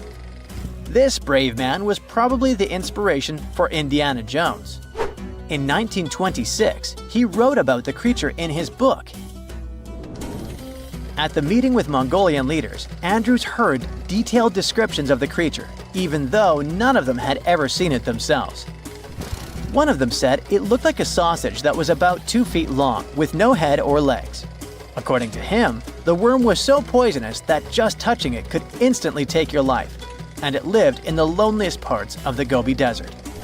Andrews didn't think the creature was real, but he shared these stories again in another book. And then, stories of the monster spread around the world. In some of them, it's only 1 foot long. In others, it's as large as a human. Some say it looks like a snake, and some describe it as a caterpillar. Some people claim it has wings and can fly, and others think it could be a supernatural evil being without a body. The color of the creature also remains a subject of debate. It could be white-gray, brown, or even bright red.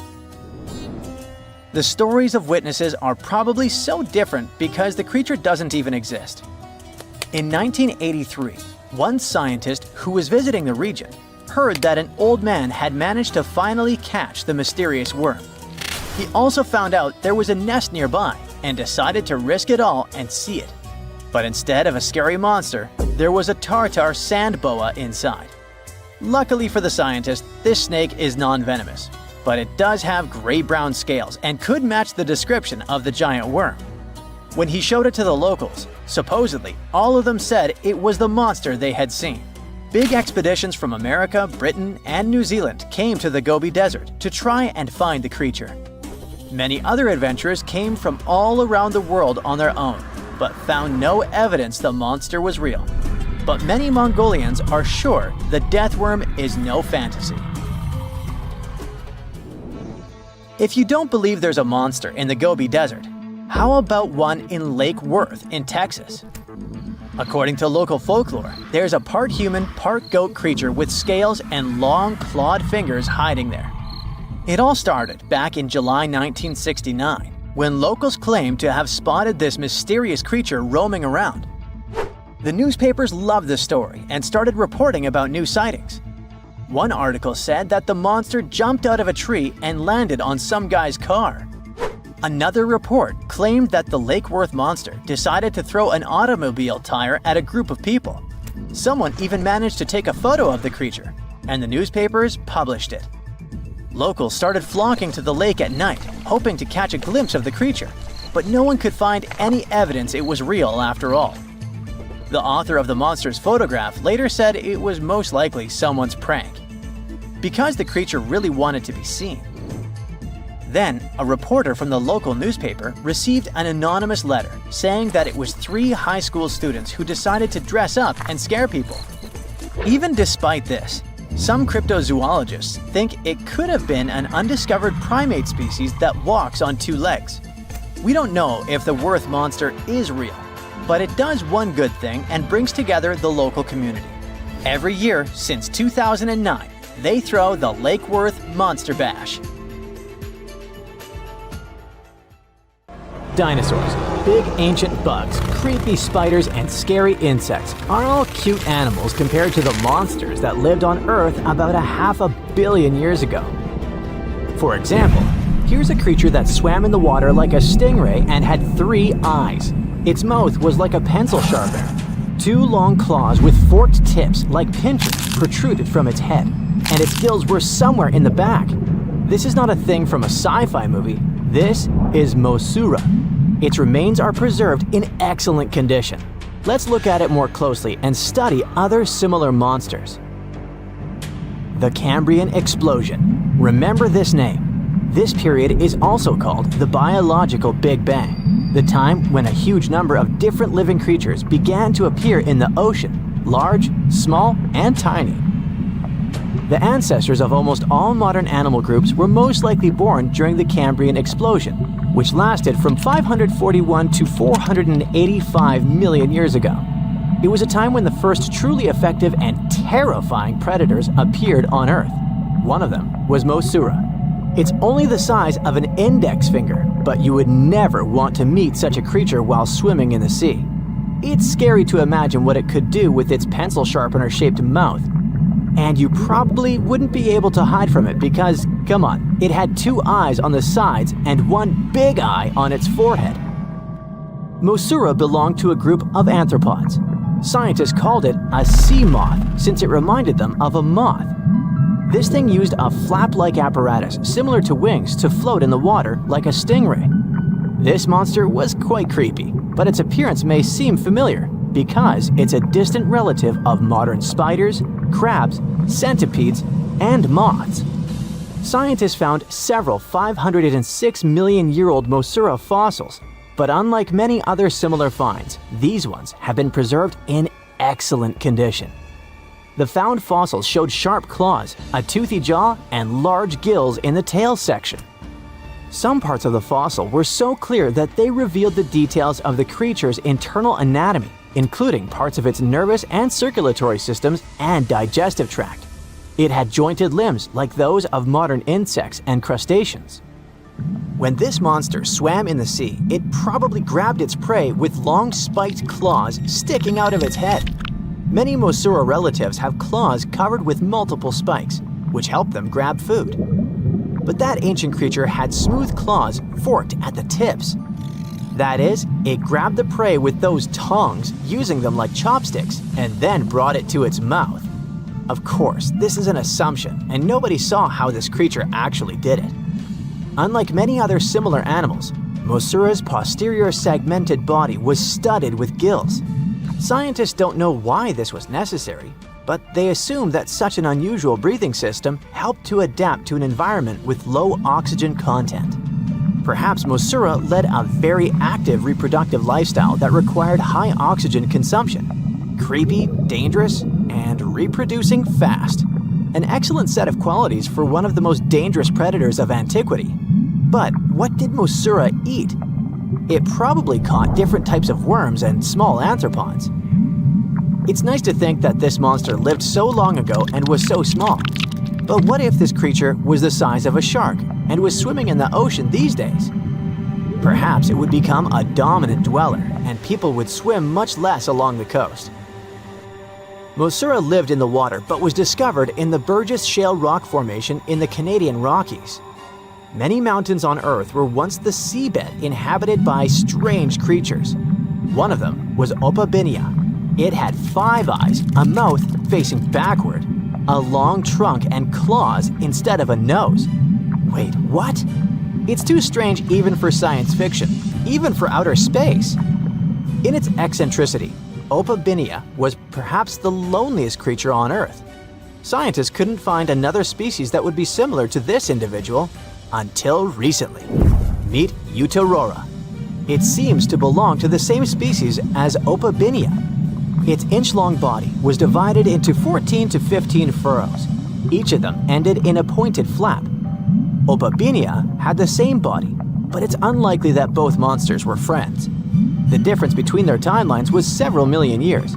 It's hard to imagine why these monsters needed such strange body structures.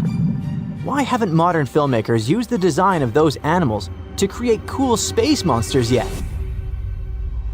Okay, they were creepy creatures, but what about weird and kinda useless ones? Scientists have discovered Su, a legless creature with no head turned inside out. Huh? This 444 million year old creature was found in South Africa, north of Cape Town. They called it Su after the discoverer's mother. In fact, it's some kind of new arthropod species that may have lived in low oxygen waters. This creature was turned inside out, and the outer shell with the legs and head was lost. Thanks to mineralization, muscles, tendons, and even Su's intestines were preserved on the fossil. It's a great success to find such detailed remains of an ancient creature. However, scientists still can't determine the evolutionary history of this species. They're sure that it was a primitive marine arthropod. Okay, we can see that 500 million years ago, Earth was filled with creepy monsters, which fortunately are now extinct. But what about trees? Were they the same as we see now? Or was there something else? Something creepy? Oh yeah. Scientists have discovered a new kind of living organism similar to a tree or a mushroom. It was gigantic and had a very minimalistic design. Meet the Prototaxites. It's basically just a big stick with a round end poking out of the ground. It was smooth, didn't have the usual tree bark, and looked more like a mushroom without a cap. But scientists have recently found out that it wasn't a mushroom at all. Prototaxites probably belonged to a previously unknown branch of life. Prototaxites is considered to be the first giant organism in the history of the planet that lived on land. It existed about 420 to 375 million years ago during the Devonian period. It was the time when plants began to spread across dry land, forming large forests.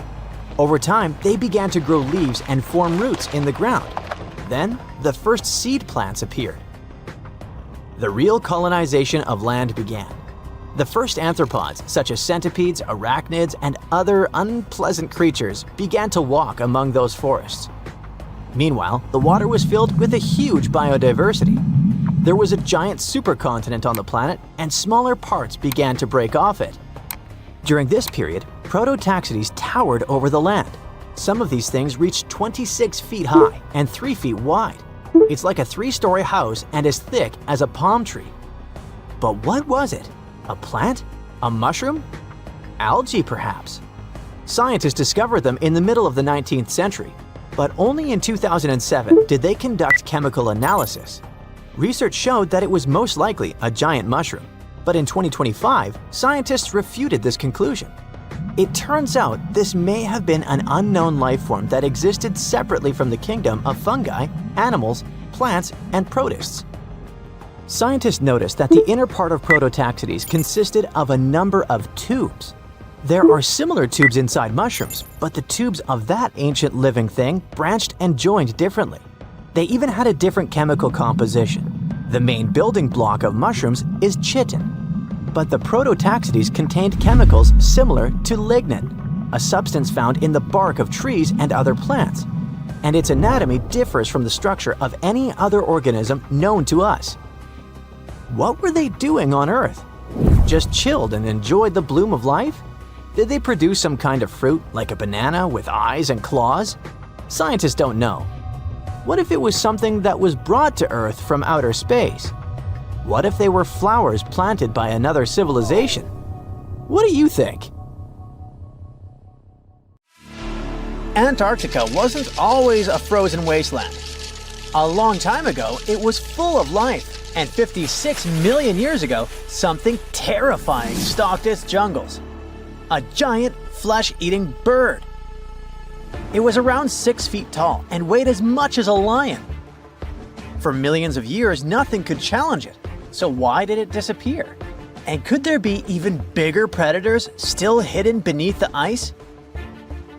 Paleontologists found 2 massive claw bones in Antarctica, sharp, curved, and powerful, belonging to this bird. They were dug up from the Epresian-aged rocks of Seymour Island, which means they're around 40 to 50 million years old. Their shape left no doubt. These were the so-called terror birds. Their scientific name is Forus raceti, some of the most fearsome predators to ever walk the earth. They were flightless and didn't even need wings. Instead, they could sprint at breakneck speeds, like ostriches, from a nightmare. For millions of years, these birds ruled South America. But now, for the first time, their presence has been confirmed in Antarctica. No surprise here. Back then, South America and Antarctica were still connected, allowing animals to easily commute between continents. So these birds probably migrated south to adapt to life on Antarctica's prehistoric landmass. It didn't just survive here, it thrived. But at some point, this nightmare of an animal vanished. Why? Most likely because of the temperature changes. Antarctica was cooling, slowly turning into the frozen wasteland we know today. Its prey may have declined, leaving the predator without enough food. Eventually, it disappeared, leaving no descendants behind. Researchers hope that they'll find a complete skeleton eventually. They're also wondering where there might be even bigger species waiting to be discovered. Perhaps these birds evolved into a completely new Antarctic lineage. But for now, all we have are 2 giant, creepy claws. People often think that there are almost no animals or plants in Antarctica. But that's not true at all. Penguins waddle around, and forget the cute tiny ones. Antarctica used to have 6-foot-tall monsters. The emperor penguins are the largest penguin species alive today. They can dive over 1,800 feet deep and hold their breath for over 20 minutes. There were giant ancient penguins around 38 million years ago. They were the size of humans. Fossils show they had long, sharp beaks, making them terrifying hunters of fish and squid. The fish there are also absolutely fascinating. Forget giant squids. Colossal squids are nightmares even bigger. Some reach over 40 feet long with massive, super sharp beaks and eyes the size of dinner plates. Finally, orcas, the apex predators of the Antarctic Ocean. They hunt in packs, working together like a wolf pack of the sea to take down seals, fish, and even massive whales. There are even tiny plants like moss and algae, Antarctic hairgrass and pearlwort. They somehow survive against all odds. There are many other myths going on about Antarctica. For example, some people think that when icebergs break off from glaciers, they immediately start drifting straight into the open ocean until they melt. But the reality is way more chaotic. First, when an iceberg breaks off from a glacier or ice shelf, it has to deal with underwater obstacles. It can stay stuck on the seafloor for decades without moving. Then they get caught in powerful whirlpools and spin in place for months. One iceberg, a 23A, spent nearly 40 years frozen in place before finally breaking free, only to get caught in a swirling ocean vortex for another 8 months. After that, their paths are influenced by ocean currents, tides, winds, and even underwater topography. They don't just float freely, their movements are full of literal, unexpected twists. And speaking of glaciers, another strange rumor is that some humans can't travel more than 311 miles inland in Antarctica because of an impassable ice wall, freezing jet fuel, deadly winds, and no oxygen. But this is completely false. Antarctica has been explored by planes, vehicles, and even scientists on foot. There's an entire research station sitting at the South Pole. People live there all year long. The ice wall is real, a massive ice cliff rising above the ocean. But that isn't some secret barrier, it's an ice shelf. These are thick slabs of ice that form when glaciers slowly flow off the land and spread over the ocean. Almost 3/4 of Antarctica's coastline is made up of them, but they don't form some giant ring around the world. Antarctica is one of the most extreme places on Earth, but we've conquered its challenges, and we keep learning more about it every year. That's why every year, millions of dollars are poured into keeping research stations running, protecting wildlife, and making sure the people who live there have everything they need. But where does all this money go? Well, Antarctica stations are basically small cities. There's electricity, heating, water purification, food storage, and medical facilities. The biggest station, McMurdo, is basically a town with over 1,000 people in summer. It has everything from a fire station to a gym. The South Pole Station is super deep inland, so it's one of the hardest places to supply. Getting food and fuel there requires airplanes flying thousands of miles in extreme cold. But the internet loves a good mystery.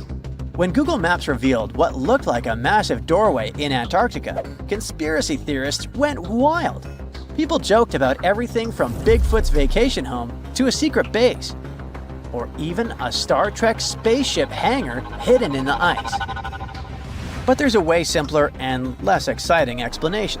It's actually a grounded iceberg, a chunk of ice that got stuck in shallow water and is now slowly melting.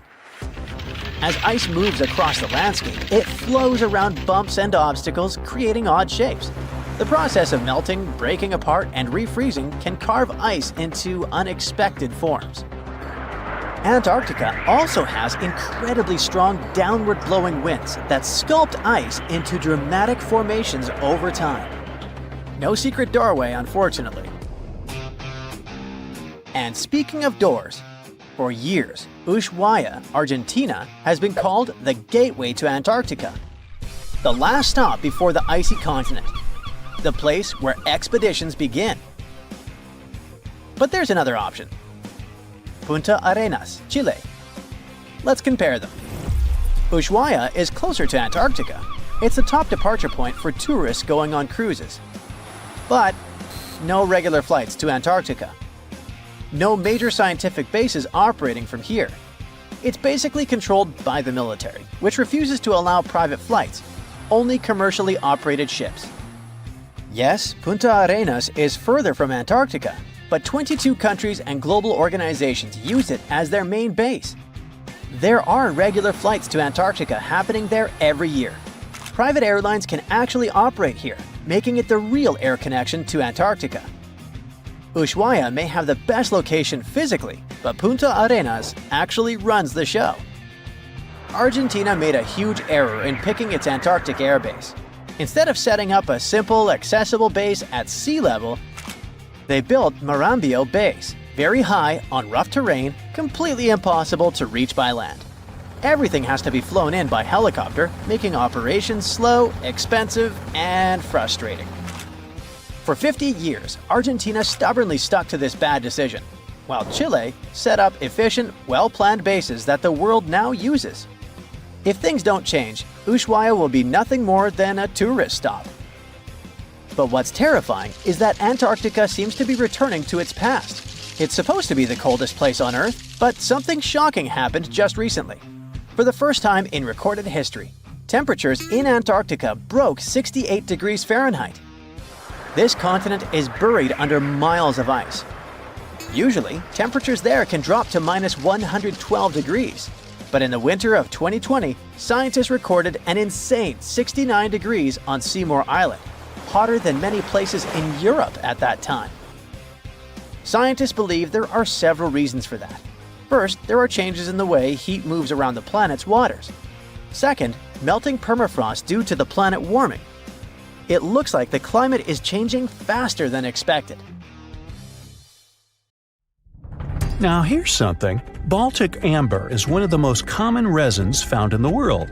The reason for this is that due to the vast forests of pine, their numerous deposits are so common, they provide wonderful treasures from long ago. Ants are especially common in the Baltic amber, which comes from pine trees. Its resin is rich in sugar, so the ants often live amongst the trees, close to the easy source of food. One block found in East Germany has preserved one ant that is estimated to be about 48 million years old. Think of the birthday cake. But what makes this find interesting is another animal inside the amber. It's a mite, notorious hunters in the insect world, capable of traveling at great speed. These guys quickly latch onto their hosts, sucking them dry. They're also capable of destroying entire hives in one go. And within this piece of amber, the amber provides a display of their final struggle. In Southeast Asia, feathers belonging to something unique have been found from 80 million years ago.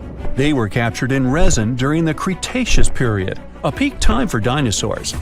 The many feathers inside are from the Coelurosaur. It looks like a dinosaur, but this animal is more related to birds. Other feathers like this have been found in resin. They belong to avian and other non-flying dinosaurs. The discoveries have helped reimagine what dinosaurs actually look like. Still, dinosaurs may have had feathers instead of being completely bald. Of course, for most of them, the feathers weren't used for flying, but they helped the dinos stay warm. However, the feathers weren't all that was found, and a part of the Coelurosaur's tail is also preserved. Still, it's so small and ancient that its DNA hasn't survived to map their entire genome. The enclosed tail is also very delicate, and it can't be removed from its protective amber shell. But although these findings can only be observed, they've still provided a great insight in the evolution of birds. But how does amber preserve things so effectively, even at the initial stages? The trees produce the resin to protect any small gaps in the bark against feeding insects. Its antiseptic nature and lack of water content ensures it doesn't degrade for a long time. This also makes it more resilient as it petrifies over long periods, eventually becoming a fossil. Some of the oldest amber ever found was from the Triassic period, showing how long it can last. The pieces from Italy are about 230 million years old. And inside one of these ancient droplets holds the oldest arthropod ever recorded. This mite found inside has provided a broader understanding to their evolution. Today, they're known to mainly annoy gardeners by feeding on the petals of flowering plants. However, at the time the mite was caught, flowers didn't have any petals, and it would be without this tasty meal for another 100 million years. Now, 100 million years ago, Myanmar was part of Gondwana, the great supercontinent. At that time, Myanmar wasn't part of Asia yet. But it was still lush with a great forest, which contained many species of lizards that lived amongst the undergrowth, hiding away from dinosaurs. Many of them have been stored within amber. This fact helped discover ancestors of geckos and chameleons. By using CT scans, scientists have analyzed them, providing a glimpse into the formation of their scales, teeth, feet, and claws.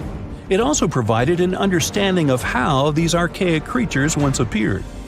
Although mostly pieces of lizards, by using modern technology, the scientists have been able to create 3D images of the lizard.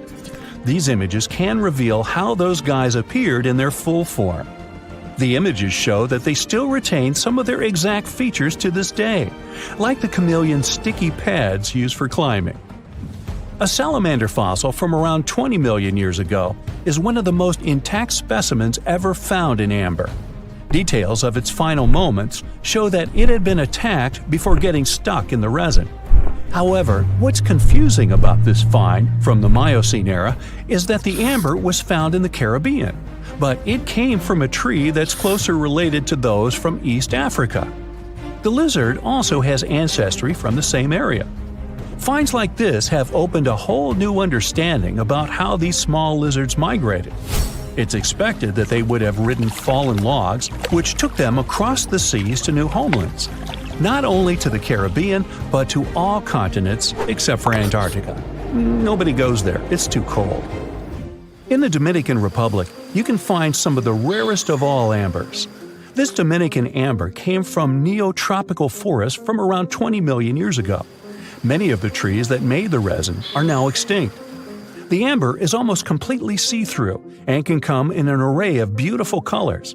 The most common colors are red, yellow, and even blue, and are easily mistaken for gemstones.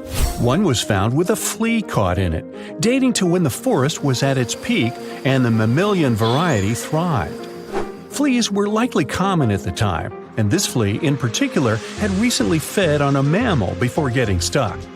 However, something more intriguing was found within the flea. While scientists checked what mammal DNA was within the flea, they found that it was carrying an ancient bacterial blight. These blights have been constant throughout Earth's history, dramatically decreasing populations of animals and plants. This now extinct blight in the amber helped scientists determine how much the bacteria have evolved and how it spread. Now, most remnants of insects inside amber aren't much more than the exoskeleton bodies. But with some found in Myanmar, they were so well preserved that even the color of the insects is still intact. Colors in nature appear in 3 different ways. The first is bioluminescence, that's produced by a chemical reaction within a living organism. The second is about pigments, where the color appears in an animal or plant tissue. The third is called structural coloration, and the production of colors here is explained by microscopic surfaces fine enough to react with the light. The rare insects in amber were found in the form of structural coloration, but only at specific wavelengths. It all explains the very intense colors rarely found. 99 million years later, these bugs can still show their vibrant colors – blue, purple, and green. Some of them appear so different in color and shape that they almost look like they're from another world. Which of course they are, a very old one. Ants have been around for about 168 million years, based on fossil evidence provided. They're well known for their social hierarchies and their hive mind system. They've dominated almost every corner of the insect world, but when these social capabilities came about have been difficult to determine. Yet, recently, amber dated from 100 million years ago has shed some light into their evolution. Several amber pieces have preserved various ant types, including the worker ants, guardian or soldier ants, and even a queen ant. Before these pieces were found, it was estimated their social nature occurred millions of years later. A piece of amber dated 100 million years ago helped shed light on the evolution of birds. A perfectly preserved bird that hatched preserved in amber was already equipped with its flight feathers. With the earlier physical abilities, they would be capable of moving around the nest by themselves at a very young age, and it's expected they could search for their own food almost immediately. But as birds continue to evolve and spend more time in the skies, their brain developed larger for their cognitive abilities. After hatching, their early development was then more focused on the brain, and the chicks slowly became more reliant on their parents over time. In Spain, a massive treasure trove of amber and other fossils has been found. Inside, there were remnants of an entire ecosystem that existed 110 million years ago. A bunch of individual fossils were found. The vast collection includes many types of insects, mollusks, arachnids, plants, 50 different dinosaur bone fragments, feathers, and hair from mammals, and a McDonald's burger wrapper. Nah, just kidding. With the abundance of findings, it's helped researchers understand the ancient terrestrial ecosystem that once existed. With loads of specific details of the environment, they've reconstructed the swamp. This way, it's now possible to experience what it was like in the world of dinosaurs. Now, this bad boy was the size of a husky and could maybe pass for one, except it didn't have any fur and was a top predator with extra long, blade-like canine teeth. Ooh, charming. Meet the earliest known saber-toothed animal to have ever lived. It roamed the Earth well before the dinosaurs. Scientists made the description of this creature based on its fossils found on the Spanish island of Majorca in the Mediterranean Sea. About 200 million years ago, none of us were around then, the very first true mammals appeared, and they lived right alongside the dinosaurs. But if we trace the family tree of mammals even further back, we'll find an ancient group called Therapsids. They didn't look like mammals we have today, but they had some key features that would eventually help define mammals. For example, Therapsids had special openings on the sides of their skulls for jaw muscles, and parts of their jaw bones would later evolve into the tiny middle ear bones that all mammals, including you, have today. So, the new discovery is what might be the oldest known Therapsid fossil. The fossil, which doesn't have an official species name yet, belongs to a group called Gorgonopsians. Those guys are more closely related to mammals than they are to any other living animals. Some of them were as small as cats, and others were as massive as polar bears. Gorgonopsians had some very mammal-like traits, like different types of teeth for different jobs. But unlike mammals, these ancient predators kept replacing their teeth, even their giant saber-like canines, over and over during their lives. Hey, that would be handy. Until now, the oldest Gorgonopsian fossils we knew about were around 265 million years old. But this new fossil is even older, dating back between 270 and 280 million years. The find was super detailed and complete, including its sharp knife-like fangs, part of its jaw, pieces of its spine, ribs, tailbones, and toe bones, plus most of one of its back legs. Even though the creature's skull wasn't complete, the scientists think it was about 7 inches long, and the animal itself would have been around the size of a medium-large dog, weighing between 66 and 88 pounds. But other than that, it didn't really look much like a dog. Even though it had some lizard-like features, calling it a lizard dog is totally wrong.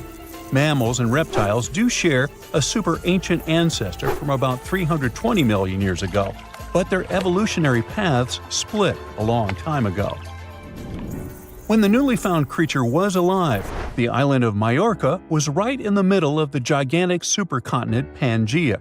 Back then, this area went through super wet and super dry seasons. Scientists have always wondered if major moments in mammal history happened in tropical places like this, but we just didn't have the right fossils to prove it. Now, with the discovery of the oldest known Gorgonopsian in Majorca, the missing pieces of the puzzle are coming together. It looks like some huge steps in mammal evolution could have happened in low-latitude environments we haven't explored much yet. The so-called gap in the fossil record might just be because paleontologists weren't looking in the right spots. Our hero of the day wasn't the only cool guy rocking the planet before dinos settled in.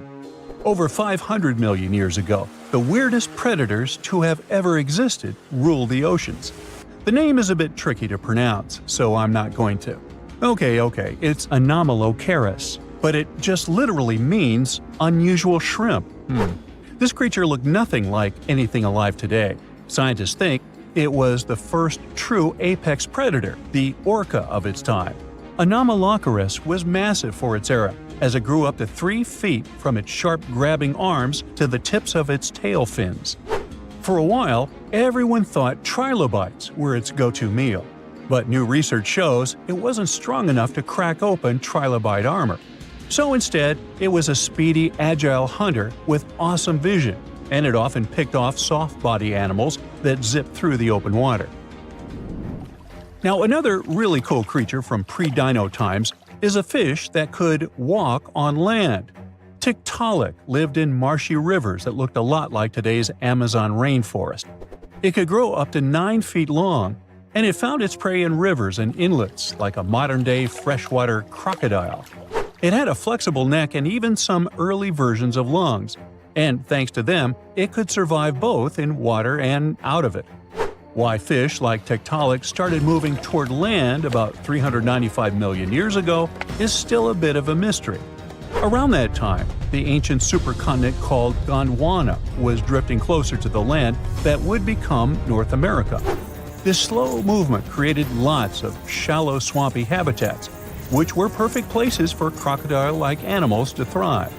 Plus, these areas were near the equator, so they were warm and tropical.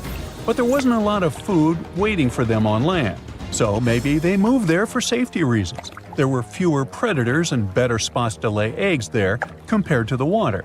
Creatures first adapted to living in open water, then shallow water, then marshes and river edges, and only after a long, slow transition did they finally step fully onto land.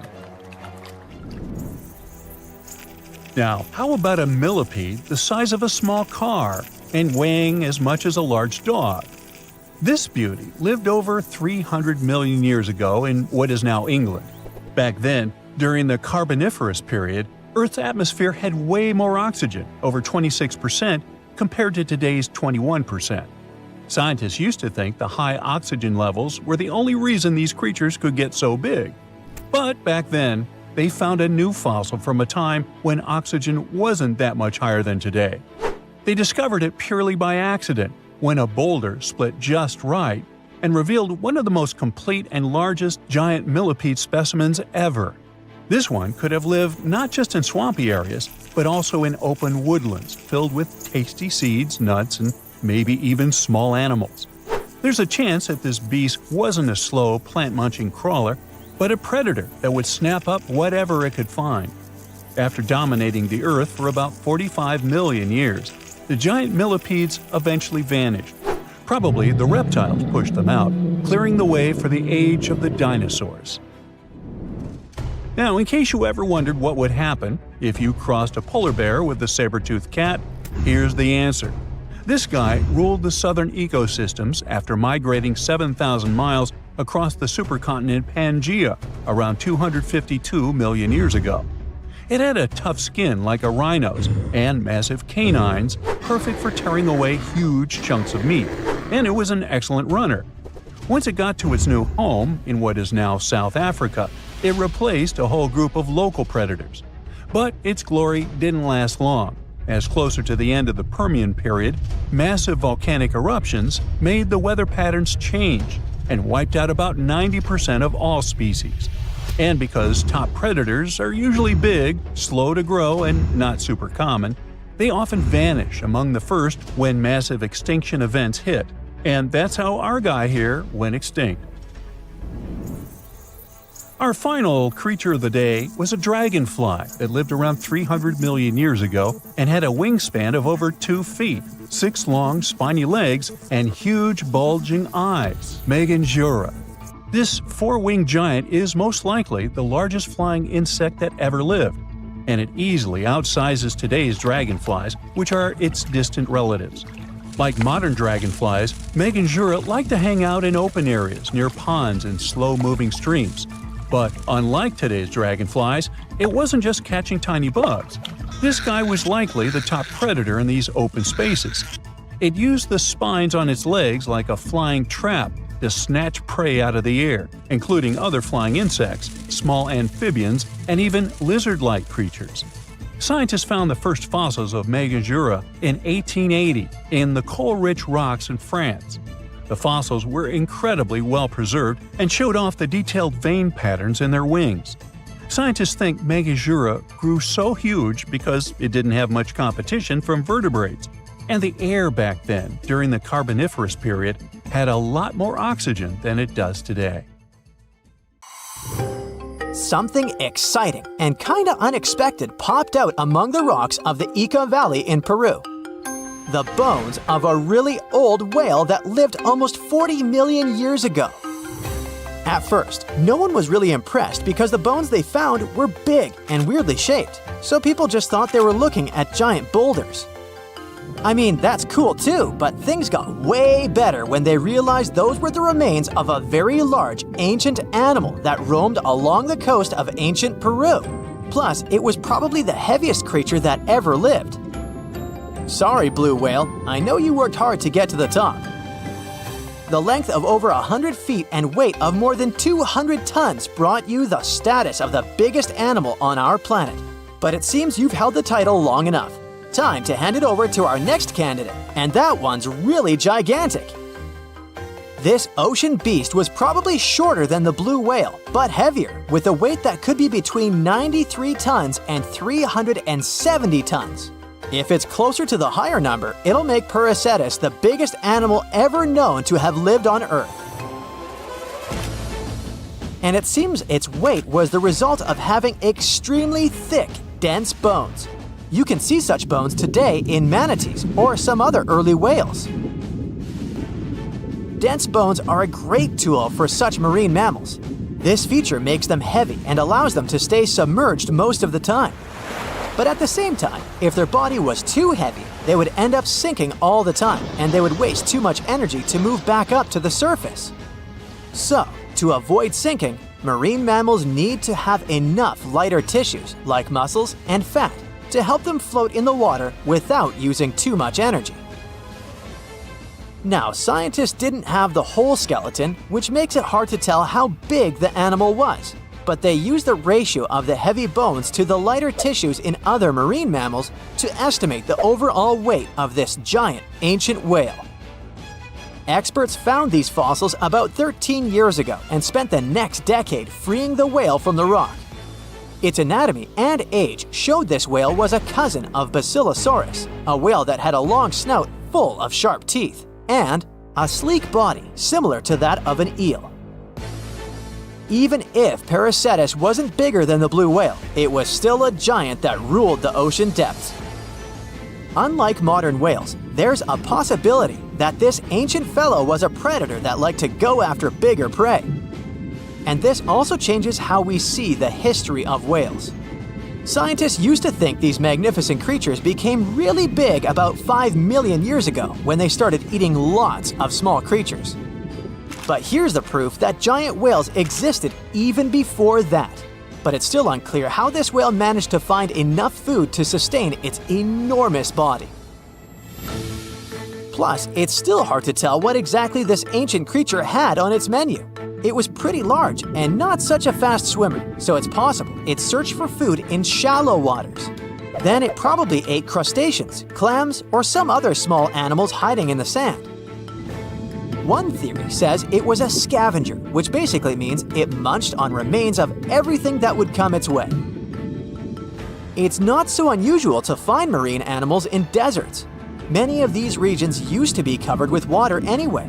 The Sahara in Africa is a perfect example. About 50 to 100 million years ago, this was not a dry desert, but a shallow saltwater body called the Trans-Saharan Seaway. The land is not wet there anymore, of course, but people who lived in that area knew about it because they used to find old shells across the desert.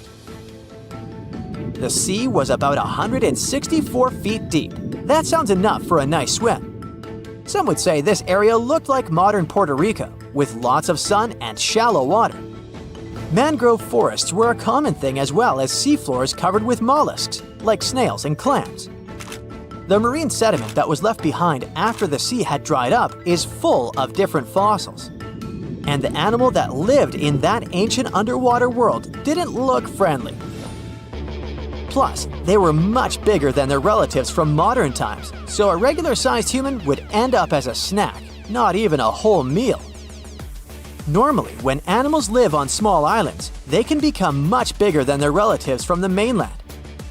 This is something we call island gigantism, and it happens because there are more resources or fewer predators on islands. Maybe the same thing happened in the Trans-Saharan Seaway. Even though it wasn't an actual island, the water moved in and out, which created little pockets of water. And specific conditions in these pockets might have helped animals grow bigger. So we're talking about giant sea snakes, catfish, and fish that no longer exist today. One had incredibly strong jaws, and the animal used them to eat hard things and even crush shells. Their teeth showed they were fierce predators other animals had every reason to be afraid of. They went through some changes when it came to diet, similar to some types of piranhas. And the competition to get to the top of the food chain wasn't a joke. Not when there were also such large predators as sharks, crocodiles, and ancient relatives of elephants. Sahara went through different phases. If you could use a time machine and take a peek at Earth's largest hot desert as it was about 6,000 years ago, you wouldn't have to struggle with sand and heat. You'd have a nice walk through a green and pretty lush place. In the past, people who lived in that area didn't leave drawings on cave walls that showed camels, sand dunes, and scorpions. All those things you'd see in today's Sahara. Instead, they drew crocodiles. That's additional evidence that the Sahara used to have a lot of water and plants enough to support these big yet scary animals. Around 3 billion years ago, Earth might have been mostly covered with water. Today, it's about 71% of its surface, but it seems that our planet used to be a giant ocean world with no continents at all, just some scattered islands. Scientists studied special rocks in Western Australia that formed in a place deep under the ocean called a hydrothermal vent system. To explain this better, it's important to mention two common oxygen types, O16 and O18. O18 is heavier because it has extra neutrons. O16 evaporates from water more easily, and as researchers studied an old ocean floor, they found a lot of O18, more than in today's oceans. This way, they realized ancient Earth had less dry land than Earth today. Australia is a good spot to conduct these studies because a long time ago, it also used to be a beautiful place with large animals and lush rainforests.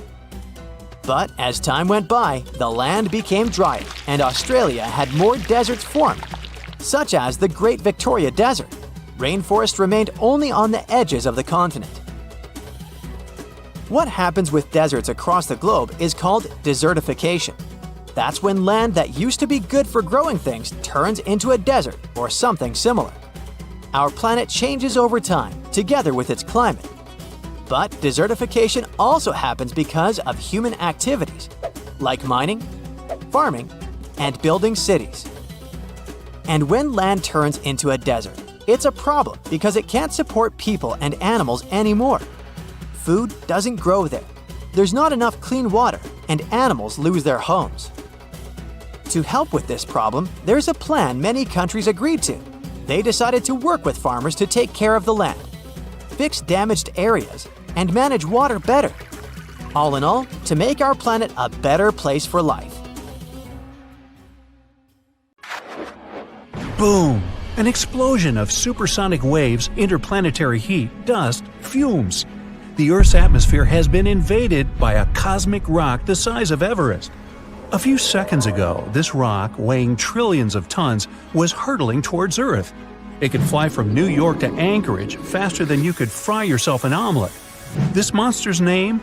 The Chicxulub Incident. Epic name, right? 66 million years ago, it crashed into the Earth. Back then, dinosaurs ruled the planet, but not for long. The epic collision took place in modern Mexico, in the Yucatan Peninsula, right near Cancun, where the dinosaurs were vacationing. Well, probably not. Still, the huge space rock hit the ocean, but even all that water couldn't stop the inevitable. The collision caused a huge amount of energy to be released. The horror on a planetary scale had begun. Imagine a mini sun lighting up the surface of the Earth with tsunamis the height of the Statue of Liberty bursting from the epicenter of the watery impact. Not good. The blast blew through the surface of the Earth. It was as hot as an oven and burnt everything in its path. The impact provoked a colossal earthquake and serious volcanic activity. A bunch of volcanoes simultaneously released hot lava and ash into the prehistoric skies. Millions of tons of ash and soot poisoned the air. This formed a huge ash cloud in the atmosphere, which blocked out the sun's rays for several years. The long winter had begun. Only there wasn't any snow falling from the sky, but rain made of sulfuric acid. Yes, the Chicxulub incident might just be the most important thing that ever happened in the history of our planet. Even more than YouTube. Back then, there were loads of volcanic eruptions, a lot of flammable oxygen in the atmosphere, constant temperature changes. It was the perfect and worst time for all of this to go down. So, how are we so sure about all this? Well, the asteroid left an absolutely huge crater on the planet's surface. Today, this scar is hidden under the Gulf of Mexico. Scientists found a lot of places on Earth with abnormally high levels of iridium. This metal is very rare on Earth, but it's in a lot of asteroids that scientists have examined. Scientists studied some 66-million-year-old rocks. In the layers of rock, they found dust, the same dust that comes from asteroids. This could only have happened if a huge asteroid had crashed into Earth. The catastrophe led to the extinction of not only the dinosaurs, but also the asteroid. It was so hot at the point of impact, part of the asteroid just disappeared. A lot of water vapor and carbon dioxide shot up into the atmosphere. But the biggest problem, sulfur. It got kicked up by the asteroid impact and flew up into the air. These tiny sulfur particles blocked out a lot of the sun's rays. Without the sun, a lot of plants disappeared and the climate eventually got colder. The immense heat turned stones into glass. Scientists call these things tektites. The energy of the impact threw them up into the skies. After a short flight, the tektites fell down to Earth. But it wasn't pretty. Rain fell too, only instead of drops of water, you'd have seen hot glassy fireballs. They bombarded the planet's surface for days. The tektites set fire to everything.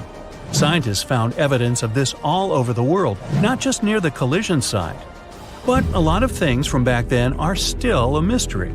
Some scientists think that Chicxulub wasn't even an asteroid. It might have been a comet. Asteroids are mostly made of stone and metal. Most often they kind of look like a potato. A comet contains rock, metal, and ice. Comets look like dirty cosmic snowflakes, complete with ammonia, methane, and carbon dioxide. Comets sometimes come from the Oort cloud. It's a huge cloud of ice and debris around our solar system. From time to time, comets break free from the pack and head towards our sun. According to scientists, this special comet flew right past Jupiter. The gravity of that huge planet accelerated the comet even more. It flew towards the sun, gaining more and more speed. The comet's outer ice shield started to evaporate, and it probably gave off a lot of dust and gas, which made it look like it had a tail. The sun's gravity eventually shattered the comet apart. One of the fragments flew through space and crashed into the Earth 66 million years ago. So, asteroid or comet? The truth is, we'll never know. What we do know is that the Earth was seriously unlucky to be in its path, and it was never the same again.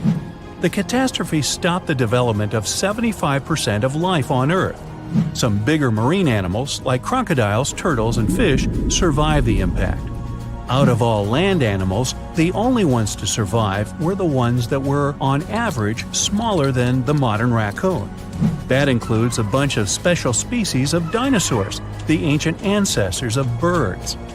Scientists believe they survived for two reasons. After the huge impact, it took a long time for plants to start growing again, and a lot of animals didn't survive. Most remaining animals didn't have enough food. But these dinosaurs had a beak. With its help, they could split open nuts and dig seeds out of the soil, so they survived. The second reason is that these lucky guys had bigger brains. Some people think that they were able to cooperate with each other and quickly adapt to the new conditions. Other life forms survived too. Fungi and mold survived underground and underwater. Gradually, the darkness cleared away, and ferns began to take over the lifeless landscape. After a few thousand years, forests started to reappear. The animals that survived were pretty much all inconspicuous and small creatures. They lived in burrows, safe from all that hot ash. Before the collision, mammals had lived in the shadow of dinosaurs. But with all the dinosaurs suddenly gone, things were about to change. Mammals were able to take over. They began to dominate life, at least on land. Back to the moment when everything changed. Turns out, it wasn't the size of the asteroid that made it so powerful. It was more about the angle in which it hit the Earth. If the angle of impact had been different, the dinosaurs might have even survived the catastrophe. So, what would that have looked like? Well, let's travel back, way back. Oh no, there's a giant asteroid heading for Earth. Oh, wait, never mind, it missed. Whew. There are plenty of earthquakes, tsunamis, and volcanic eruptions every day, but dinosaurs don't mind that much. No big deal. Fast forward a few million years, and most of these ancient lizards have changed and are now unrecognizable. Thanks to a couple of ice ages, many dinosaurs are now totally covered with feathers to protect them from the cold. Mammals exist, but they're few and far between. You see a lot of bats in caves. There are tons of rat-sized rodents in the forests. During the day, they hide in the undergrowth or in burrows. At night, they go out in search of food. There are no horses, no elephants, or other large mammals. Why become large and eatable when there are so many dangerous reptiles with huge fangs around? There are no whales in the sea. Parrots, hawks, and pigeons are nowhere to be seen. But pterodactyls 2.0 whiz past you constantly. Some are about the size of a helicopter, while others are no larger than a swan. There are plenty of primates, but they're in no hurry to climb down from their trees and walk on two legs. No venturing out into the savannah, no evolution into Homo sapiens. In this alternate reality, open spaces are very dangerous. But then again, so are forests and trees. Nowhere is safe. To get some delicious primate treats, many smaller dinosaurs learned to climb trees. This was already happening back in the Cretaceous period, right before that huge asteroid just missed Earth. Whew, that would have been an epic collision. Dinosaurs have grown wiser since that near miss. Some are even as smart as a modern chicken. A large brain uses a lot of energy, and that's not always a good strategy for survival. Safer to keep brains small and keep making those teeth bigger and pointier. Not much goes on in Iowa, which is why finding a huge 13,000-year-old mastodon skeleton made headlines. In 2022, a researcher received a photo of a massive femur believed to belong to a prehistoric animal. It took 2 years to secure funding for excavation, but in 2024, archaeologists finally dug in. After 12 days of work, they uncovered a well-preserved mastodon skull, the first ever found in a Midwestern state. Well, there you are. The sun is scorching, you're thirsty. All you can think about is water and ancient bones under your feet. You're wandering through the Sahara, the largest hot desert on Earth. Right now, you're crossing a stretch of sand called Whale Valley. And all over these 75 square miles of land, fossils cover the ground so thickly that you can't help but step on them. Paleontologist Hesham Salam says it's an unusual picture in this place. The bones are poking right out of the cliffs, as if they're calling to you to come check them out. You can spot ribs scattered all over the place. Look at these vertebrae. They're giant. Ooh, the creature they once belonged to must have been up to 65 feet long. The fossils show that the animal had a streamlined body like today's whale, but still had features like hind legs and feet. For scientists, it means a very exciting thing. They might have discovered a fully intact skeleton of a prehistoric whale. It was an animal that lived in this area when Egypt was underwater. You see, today, the Valley of the Whales is the world's largest ancient whale graveyard. You're likely wondering what marine animals are doing in a desert more than 100 miles away from the nearest coast. Well, millions of years ago, this desert was at the bottom of a massive ocean called the Tethys, which stretched from Europe to India. When sea levels dropped, the ocean left behind a seabed covered with fossils. And today, the fossils of some of the earliest known whales rest here, which gives researchers a peek into how today's massive ocean whales may have evolved. The fossils here are super detailed, even with some stomach contents still intact. Scientists have also found fossils of ancient sharks, crocodiles, and turtles, helping to recreate what this marine world looked like millions of years ago.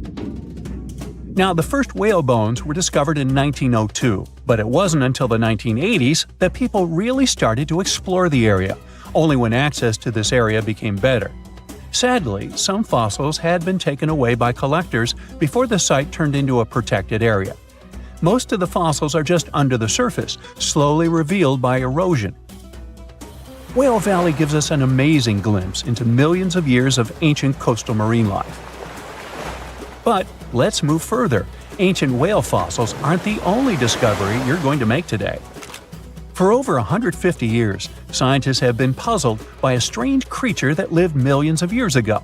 But now, thanks to some amazing fossils found in Morocco, they've finally figured it out. Look at them.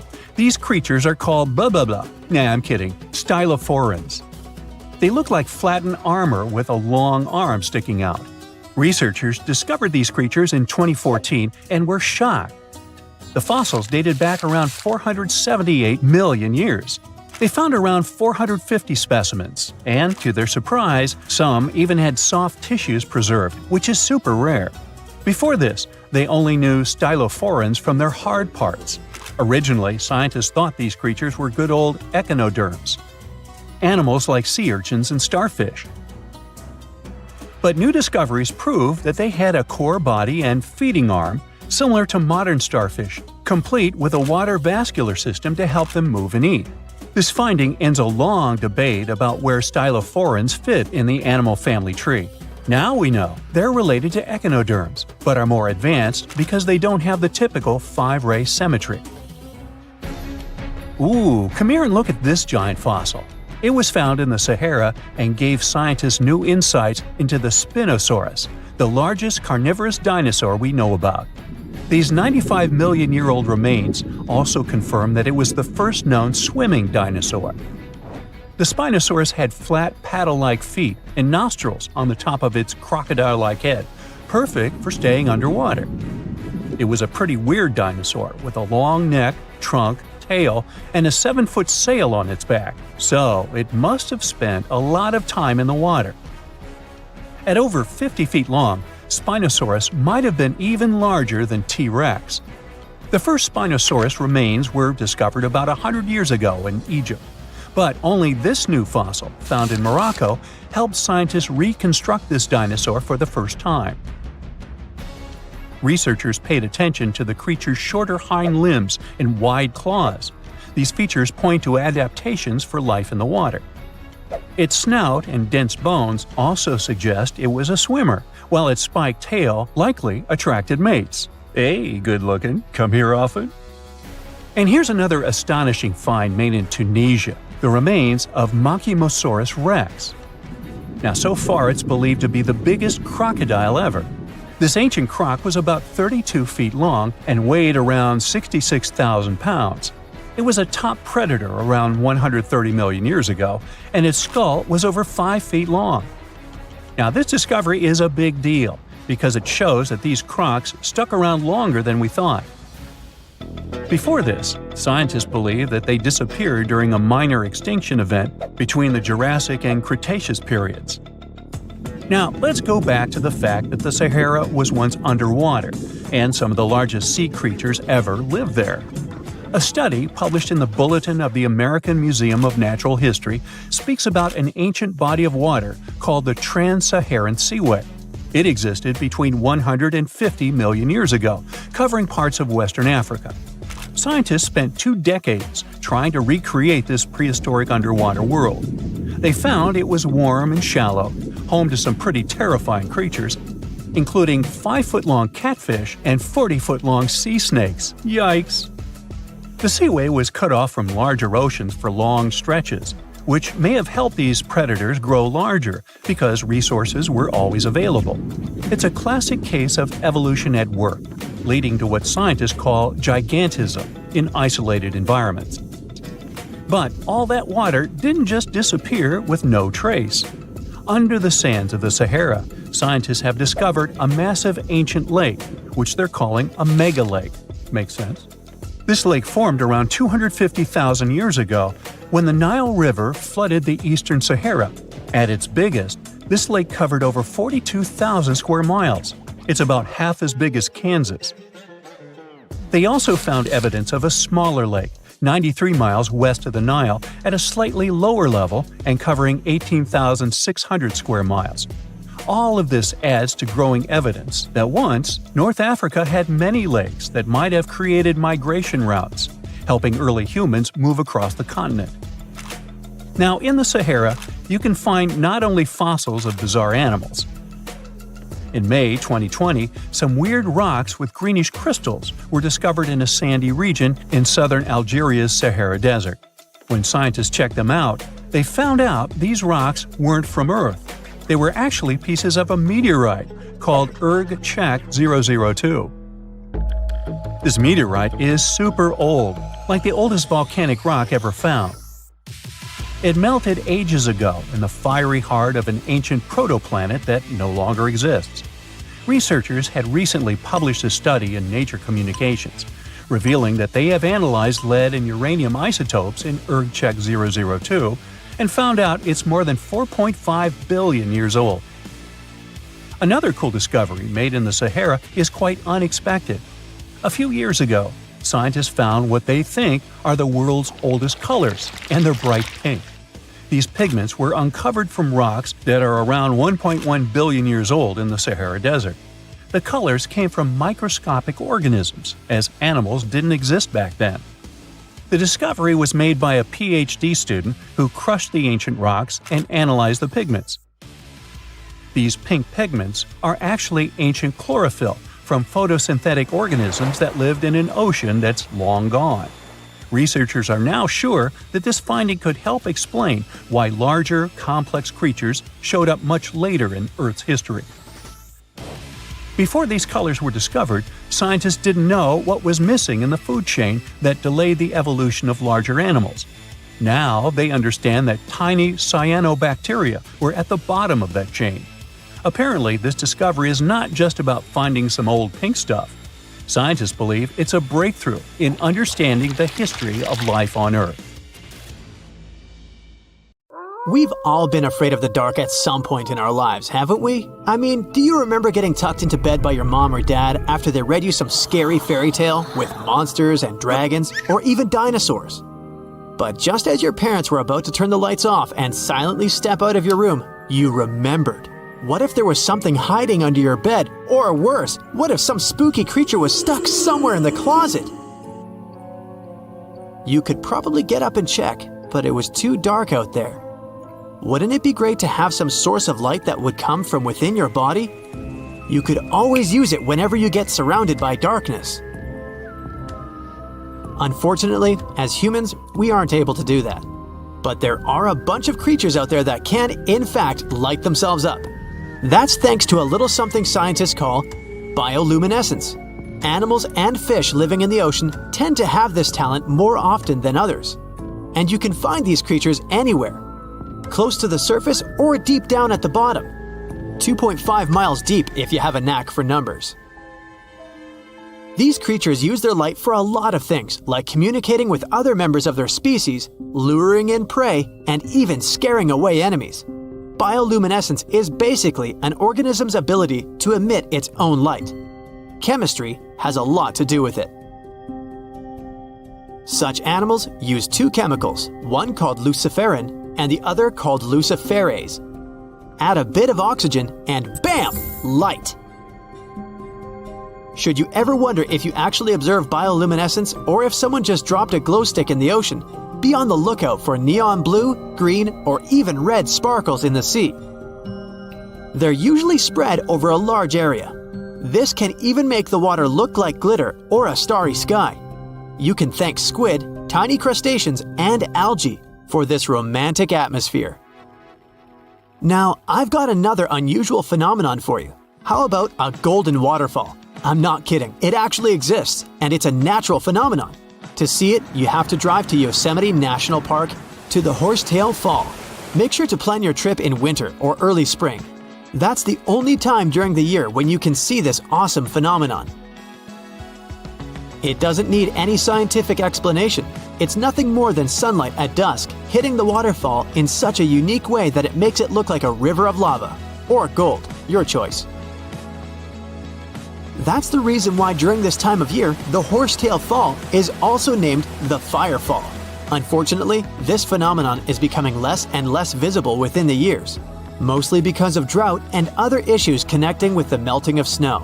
So, should you ever decide to visit, keep an eye on the waterfall since the effect is very brief.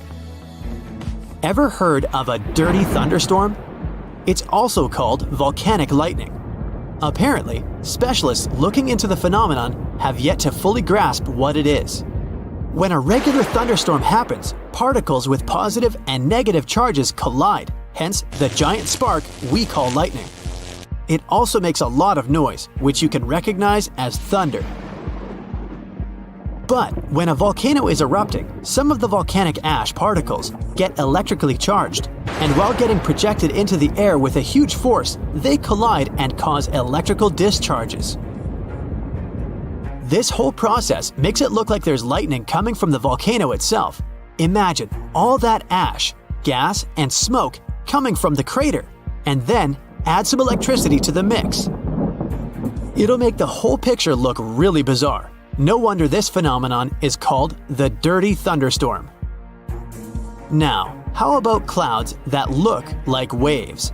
Those are called asperitas clouds, and they're actually quite close to the ground, unlike your regular day-to-day clouds.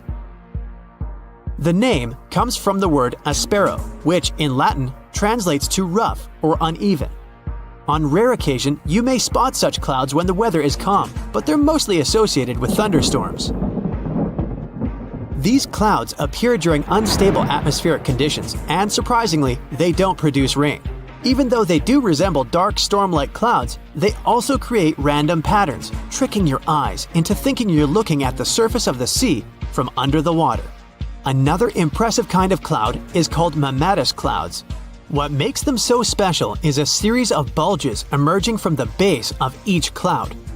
One such cloud enters a level in the atmosphere where the wind direction changes. You can see these wave-like patterns in the sky. Australia is the place for you if you like surfing, but not all the waves you can catch there are made of water. Near a town called Hayden, there's a mysterious wave made out of rocks. This granite formation supposedly dates back to 2.63 billion years ago. That's way before dinosaurs started hanging around the planet. Standing at 49 feet high and 360 feet long, the wave was formed as a result of two processes: weathering and erosion. There's softer sediment at the base of the wave rock, which was chemically weathered by groundwater. Winds and rain did the rest of the job, causing the erosion of the rest of the formation. Its red, yellow, and gray stripes are made of iron hydroxide, carbonates, and other chemical compounds that were washed down by the rain. You've made it to Australia, so stick around a bit more. There's one more location here that seems unreal. You'll need to fly over this one, however, if you want the best picture. In the western part of the country, surrounded by green woodlands, there's a series of lakes. They're all a staggering shade of bright pink. Out of them all, the most famous is Lake Hillier, a 2,000-foot-long reservoir. It's surrounded by both sand and a forest of eucalyptus trees. This makes the cartoon-like hue of the lake stand out even more. One of the many theories explaining the color of these mysterious lakes is connected with algae. These algae appear to gather high levels of a substance called beta-carotene, which has a red-orange pigment in it. Another explanation involves haloarchaea. Those are microorganisms that sometimes look red. Even if you don't enjoy flying, the lakes are great for taking a swim. They're not toxic, even though they have loads of salt in them. This means you'll be able to stay afloat easily, and the water won't damage your swimsuit. During winter up north in Canada, a bizarre phenomenon happens at Lake Abraham in Alberta. Underneath the frozen surface, you can spot some weird objects that look like frozen jellyfish. It's definitely not the case, as these creepy formations are just frozen methane bubbles. Those are pockets of gas that were trapped underwater and got stuck there after the lake had frozen. They appear when leaves and grass fall into the water and bacteria digest them. This process transforms them into methane. This phenomenon is as beautiful and strange as it is dangerous. The pockets of methane can easily become highly flammable. When the temperatures rise during the spring, the ice melts and these bubbles start popping and fizzing. It's a spectacular sight to observe. Picture a lake filled with soda. Remember not to bring any source of fire. It can be very dangerous for visitors. You can check out these types of lakes all across Canada's Banff National Park. Nature often tends to make its own music. Just listen to the sound of crickets at night, or the soothing noise of a waterfall. But in Bucks County, Pennsylvania, there's a strange geological phenomenon which takes nature soundtracks to a completely different level. These are called the ringing rocks, and scientists still can't explain their unusual behavior. If you strike these rocks with a heavy object, like a hammer or another rock, the stones will make a ringing sound, as if they were hollow, but they're not. What makes the ringing rocks even more bizarre, apart from the mysterious sound they make, is that no animal wants to hang around there. Even though the rocks are surrounded by a thick forest, scientists haven't managed to trace any animal activity in the area yet. Even more striking is the fact that despite all the trees around the rocks, you won't find any leaves lying on the boulders. What makes these rocks so unappealing for both animals and vegetation is still up for debate. It's a perfect summer day. You're relaxing on the beach, dipping your toes into the cool water, when suddenly, BAM! A 56-foot aquatic nightmare rockets from the waves. It's the size of 2 London double-decker buses, sporting about 60 razor-sharp teeth, including bonus chompers on the roof of its mouth, because why not? This aquatic beast isn't picky about its diet either. Sharks? Turtles? Other sea monsters? Yep, they're all on the menu. Meet the mosasaur, a group of marine reptiles that ruled the oceans millions of years ago. If you've seen Jurassic World, you'll recognize them as the stars of that epic moment when a massive creature leaps out of the water to snatch a great white shark like it's sushi. That's a mosasaurus, and it's every bit as terrifying as it sounds. Recently, scientists stumbled upon a fossil of one of those marine monsters in, of all places, Mississippi. Yes, Mississippi, the land of magnolias and catfish. Turns out it's also home to ancient sea dragons. This discovery was a happy accident. A team of geologists was mapping the terrain in east-central Mississippi when they noticed something strange poking out of the ground. It wasn't a rock or seashell. It was a vertebra, and a massive one. In fact, it was so large it barely fit in the hand of the scientist who found it. The fossil likely belonged to the largest known species of mosasaur, the Mosasaurus hoffmanni. Now, the biggest mosasaur ever found clocked in at a staggering 56 feet long. This new specimen hit a solid 30 feet at least, and while it might not break the world record, it certainly makes the crown for the biggest mosasaur ever discovered in Mississippi. Fun fact, that's still longer than the average RV, and with way worse gas mileage. To be fair, the Mississippi Museum of Natural Science already had a couple of mosasaur fossils in its collection. But this newcomer might just steal the spotlight. And this isn't an isolated incident. In 2015, paleontologists unearthed the skull of a 24-foot-long mosasaur in North Dakota. Years later, a private fossil hunter, yes, that's a thing, found an equally huge mosasaur in Texas. Well, its jaw at least. These sea monsters, also known as sea dragons by the way, actually have one of the wildest origin stories in paleontology. The very first skull was found way back in 1764 in a chalk quarry in the Netherlands. And at the time, scientists thought it was a whale. Then came a second skull, which was so impressive that French revolutionaries literally looted it during the siege in 1794. Legend has it they swapped it for 600 bottles of wine. Doesn't sound like a fair trade to me. That fossil actually helped pioneer the concept of extinction and got paleontologists buzzing for centuries. Since then, mosasaur fossils have popped up all over the world, like ancient scaly celebrities leaving their mark.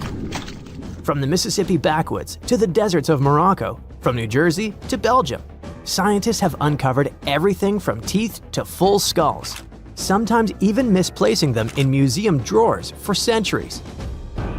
So what exactly were these terrifying titans of the deep? Well, let's just say, if ancient oceans had a most likely to eat everything in sight award, the mosasaur would win it. Picture a gigantic scaly torpedo with a mouth full of about 60 razor-sharp teeth, including some growing on the roof of its mouth like dental overkill.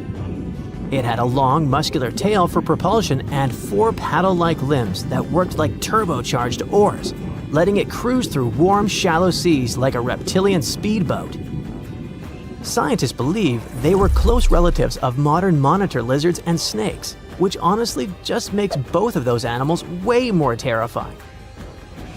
Some mosasaurs even might have had adaptations for sensing vibrations in the water, allowing them to detect movement from a distance, similar to how sharks use electroreception today.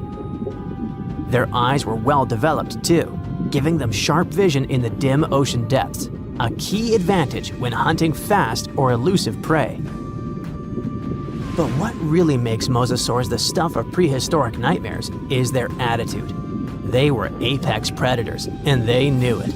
Those sea monsters weren't picky eaters. Fish, turtles, birds, sharks, other mosasaurs. Basically anything that moved was dinner. Fossilized mosasaur stomach contents prove they practiced family dinner in the most metal way possible. If they were around today, your beach day would be a lot more exciting. Probably shorter. These guys were so intense, they dominated the whole world. It's safe to say, mosasaurs were the undisputed rulers of the late Cretaceous oceans. And like today's orcas or great white sharks, they probably used ambush tactics, sneaking up on prey from below before striking with explosive force. Bite marks found on the fossilized bones of turtles and even other mosasaurs suggest intense underwater battles worthy of a blockbuster movie. But how did one end up in Mississippi of all places? Well, rewind the clock about 80 million years and you'll find part of North America underwater. A vast shallow sea known as the Western Interior Seaway split the continent in two, running from the Gulf of Mexico to the Arctic Ocean. It was warm, teeming with life, and yes, crawling with sea monsters. This prehistoric seaway was a watery wonderland. Imagine long-necked plesiosaurs gliding through the water, birds with teeth diving for fish, and oysters the size of car tires clinging to reef-like structures. Even giant fish like this weird guy over here called it home. This ancient inland sea stretched over 600 miles wide in some places, but it was no more than a few hundred feet deep, making it ideal territory for predators like mesosaurs to thrive. The shallow depth also meant that their prey had few places to hide, turning the seaway into a prehistoric buffet. But the Western Interior Seaway wasn't a permanent fixture. As the Rocky Mountains rose, the seaway slowly disappeared. Over millions of years, it transformed from a shallow ocean to swamps and then to dry land. Today, what was once an ocean is now the Midwest, complete with cornfields, cows, and the occasion mosasaur vertebra hiding in the dirt.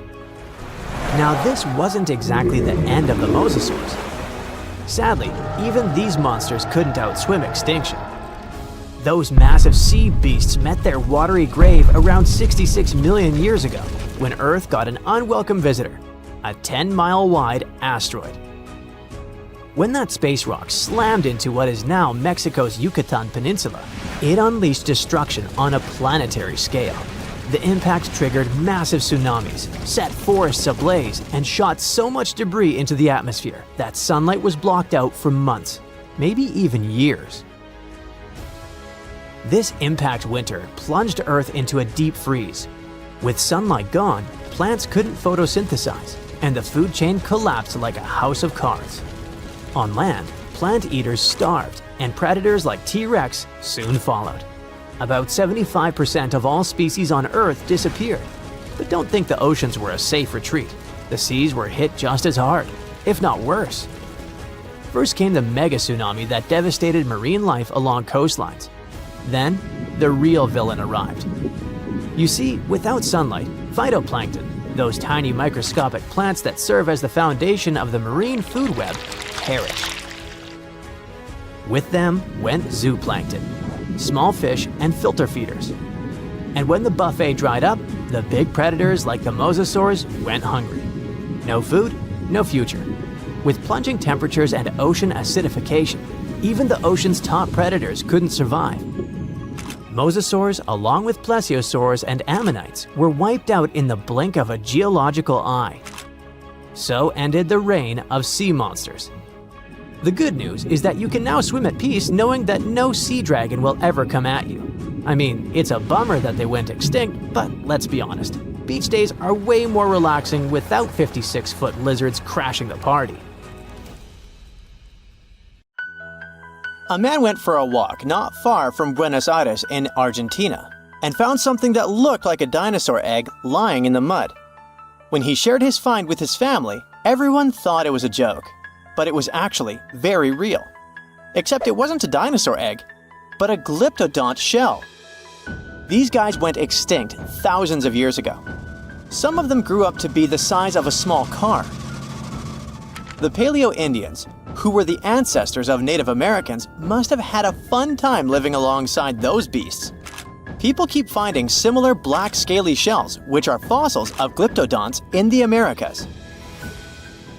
These creatures thrived in South America for tens of millions of years and also spread up north. They had thick armor, called a carapace, and tough, grooved teeth for eating grass. They weren't always giant, but it looks like a colder climate before the Ice Age, with open woodlands and plenty of grass, helped them evolve. It's pretty hard to hide when you're huge, so they may have developed their fused armor to protect themselves. One of the most famous types had a long tail with spikes that it used to fight other glyptodonts for territory or mates. Although they look similar, the ancient glyptodonts were really different from today's armadillos. Glyptodonts had a hard, heavy armor made of fused plates, and today's armadillos have flexible armor and can roll up into a ball to protect their soft tummies. Plus, glyptodonts ate grass using their grooved teeth, and armadillos prefer insects for lunch. But despite all the differences, recent studies of their DNA showed that glyptodonts actually belonged to the armadillo family. If you think the glyptodont was scary, just wait till you meet the giant short-faced bear. This bad guy grew to almost twice the height of Michael Jordan when it stood on its hind legs. It also weighed over 1,500 pounds, and it was able to run at the speed of over 40 miles per hour. This bear preferred meat to all other foods. Even its skull and teeth were designed for slicing through meat, and it had forward-facing eyes that gave it sharp vision. Its strong jaws and large muscles helped it crush bones to get to the nutritious marrow inside. The giant short-faced bear lived in places like Minnesota and west of the Mississippi River, all the way up to Alaska. It went after or scavenged big animals like bison, musk oxen, deer, and even ground sloths. But it eventually went extinct because its prey didn't survive the Ice Age. Today, the only living relative of the short-faced bears is the spectacled bear from South America. This guy is much smaller, about the size of a black bear, and it eats both plants and meat. Game of Thrones fans, the next one is for you. The orphaned wolf cubs adopted by the Stark family in the epic series were inspired by dire wolves. Their name translates from Latin as terrible wolf. These great uncles of modern dogs were almost 5 feet from head to tail and weighed around 150 to 200 pounds. The oldest record of the dire wolf is from 250,000 years ago. They adapted well to different conditions and lived pretty much all over North America, from as far north as Alaska to down into southern Mexico. They went extinct around 10,000 years ago, soon after the last ice age. They most likely just lost their source of food. The closest we have to dire wolves now is the gray wolf, but don't get too upset. Scientists think they could be able to bring the dire wolf back to life. They can combine intact straps of their DNA, recovered from the museum specimens and the genome of modern dogs. One animal you definitely wouldn't want to be on the de-extinction program is the saber-toothed cat. This bad guy lived in prehistoric North America and parts of South America. And nope, it's not related to modern tigers or other cats. It just went extinct. It had the title of the most fearsome Ice Age predator for a long time, until scientists found out at least one species of it was more like a kitty cat. Smilodon, by the way, Diego from Ice Age was one of those. Could only chomp down with 1/3 of the force of modern lions, but it could open its mouth at a 120 degrees angle, and it could wrestle even large prey to the ground with its powerful body, with disproportionately thick front legs and strong neck. The kitty was probably just too afraid to use its long and narrow teeth that could break easily. And one more detail. It had to have lips that could stretch well for the jaws to open wide, so it most likely drooled like a St. Bernard. Well, at least their teeth grew twice as fast as those of modern lions, and fully formed by the age of 3. The giant beavers, called castoroids, must have grown at the same rate, or so to get as big as a couch. They were about 8 feet long and weighed 200 pounds, which is as heavy as a large refrigerator. They had huge 6-inch long front teeth for gnawing, a narrow tail, and long, shaggy fur. This giant creature lived alongside mammoths and saber-toothed tigers in the woodlands of North America. Like today's beavers, the giant beaver probably spent a lot of time in the water since it was too heavy to move quickly on land. Unfortunately, we don't know for sure if giant beavers built equally giant dams. Even if they did, none of those structures survived over time. Some people think a giant beaver built a 4-foot-tall dam in Ohio, but it's just a guess. Eventually, the giant beaver disappeared, just like other big animals from the last ice age. Early human settlers in North America may have sped up its extinction, as they probably liked its thick fur and meat. By the Ice Age, mastodons, some remote offsprings of the early elephants from Africa, crossed a land bridge that once connected Siberia and Alaska and made it to North America. Mastodons, like woolly mammoths, had thick, shaggy fur that helped them keep warm in the cold climate of the Ice Age. But unlike the mammoths, who mostly grazed, mastodons were mostly browsers. They like to eat leaves from shrubs and the lower branches of trees. Scientists often find woolly mammoth fossils together, which means they probably lived in groups, like family herds. Mastodon fossils are usually lying alone. This means they may have preferred living on their own and only came together to mate or for a short time with their young.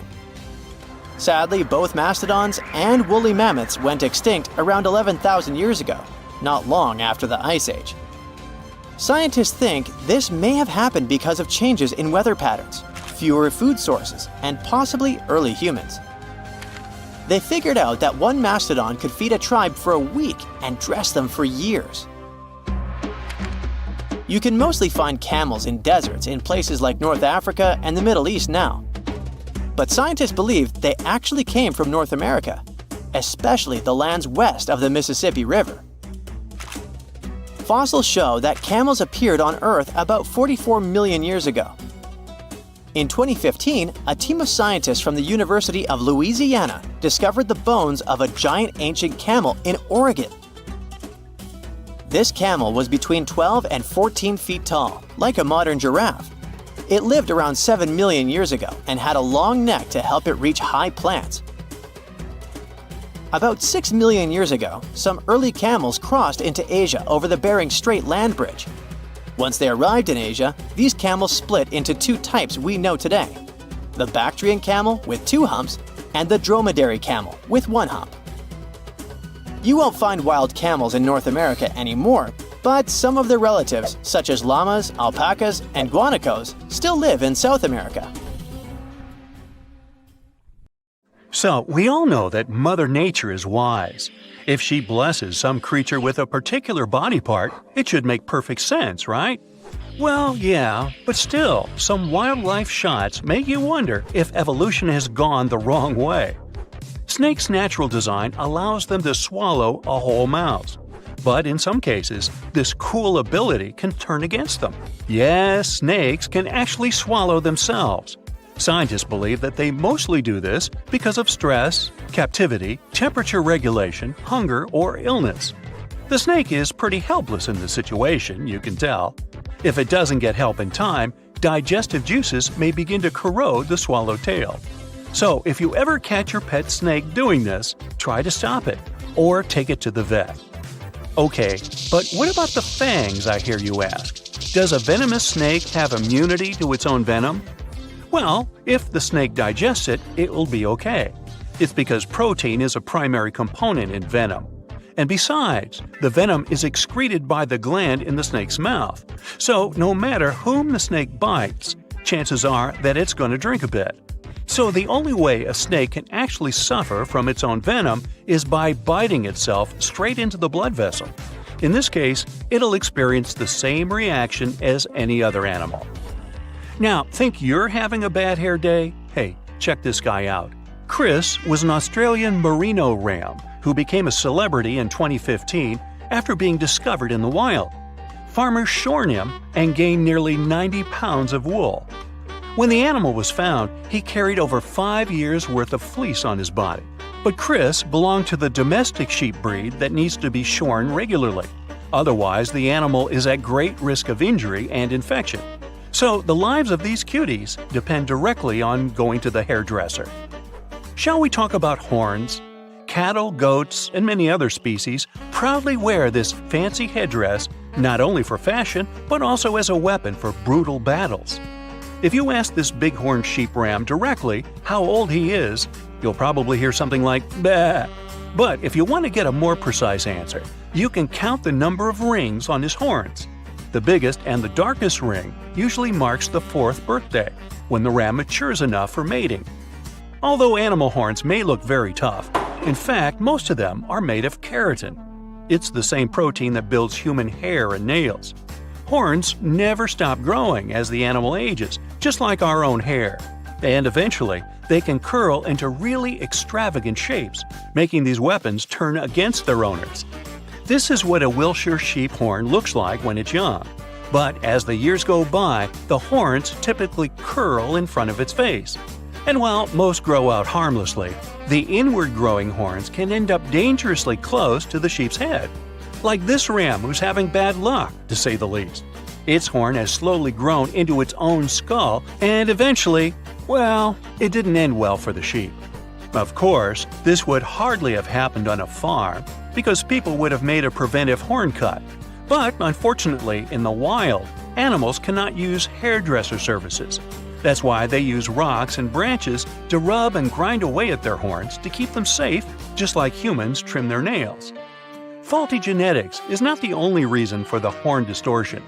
You see, when males of the species want to fight for dominance, they begin to butt heads to show each other who's the alpha male here. These battles can break horn plates, making them grow at weird and dangerous angles. The fancier the original shape of the horns is, the more problems their fracture may cause. This poor African kudu is a bright example. Fortunately, in some cases, unlimited body part growth can be good for the animal. Just take a look at these adorable smiles. If you happen to break off your own molar tooth, your dentist would probably say it's irreversible and offer a replacement. But if an alpaca breaks its front teeth, all it has to do is wait a bit. Although these animals don't have upper teeth, their lower teeth constantly grow throughout their lifetime, and they might look pretty creepy when they get too long. That's why some farmers prefer trimming them from time to time, just like pet owners cut the nails of their cats or dogs. Now, llamas look so similar to alpacas that many people confuse these two species. But the significant difference between them is that llamas' front teeth are encased in enamel. That's why, unlike alpacas, they don't possess the superpower of limited growth. Too bad. Unlike the keratin horns, deer antlers are made entirely of bone. Typically, only male deers, called stags, grow antlers. Very rarely, females can grow them too due to a serious hormone imbalance. This is a deer equivalent of a beard on a human female that sometimes can appear due to various diseases. Adult deers grow and shed their antlers annually, which coincides with the breeding season. At first, their antlers are covered in velvet, a protective skin with blood vessels. But once the antler is fully developed, the deer gets rid of the velvet, just like snakes shed their skin. Although this process doesn't harm the deer, it may look pretty spooky. Once the brand new antlers are ready, stags begin to fight with other males over the ladies' attention. Usually stags barely eat or sleep during this competition. And if you ever question whether the antlers of two deers can get locked together, the answer is yes. Every stag is risking ending up stuck with his own rival instead of having a romantic night out with a female deer. Bummer. Moreover, all the traumas that the deer gets during the mating season can influence further antler growth if specific nerves get damaged. Just like horns, antlers can develop at distorted angles because of genetic failures. Some mutations can even make them grow monstrously large. This unlucky deer can barely move his head without losing balance. Also, if a deer breaks one of its legs, its body can speed up the healing by sacrificing the bone and blood material from one of the antlers, and thus this antler will get thinner and weaker. And speaking of facial extensions, we cannot skip the tusks. Please meet Babirusa from Indonesia. This ancient boar first emerged over 35,000 years ago. It's easy to confuse these big tusks with horns, but they are actually upper canines. They tend to pierce through the skin of the boar's face as it matures. Scientists believe that these intimidating tusks have evolved as a tool to protect eyes and throat while fighting with other males during mating season. But this design doesn't seem very thoughtful. If a male boar doesn't grind his tusks regularly, they can end up curling back into his own skull, which can blind him or even worse. Now, what if I told you that hoofs can grow out of control just like horns and antlers? It took evolution millions of years to turn the middle toe of the animal's foot bone into the hoof. And just like toenails, they tend to grow and curl into creepy shapes if they aren't cut regularly. When donkeys or horses don't have a chance to wear down their hooves naturally by walking on hard surfaces, they tend to overgrow. This makes the animals walk on the balls of their feet and overstretch the tendons, which may result in pain and bone loss. And eventually, they can lose the ability to walk at all. So if you ever come across a horse with curly hooves, consider calling the experts to give it an emergency manicure. Perhaps one of the most obvious questions regarding the undersea world is, can a fish drown in the water? Yup, it can. Although gills are an amazing gift of nature, there are still many factors that may deprive a fish of healthy breathing. When the oxygen level in the water is too low, fish begin to suffocate. But it happens very rarely in the wild. Oxygen deficit usually appears in aquariums that are not washed and replenished often enough. Also, parasites, diseases, and an overall imbalance in water components can cause the fish to drown. And on that note, I need to hoof it on out of here. See you next time.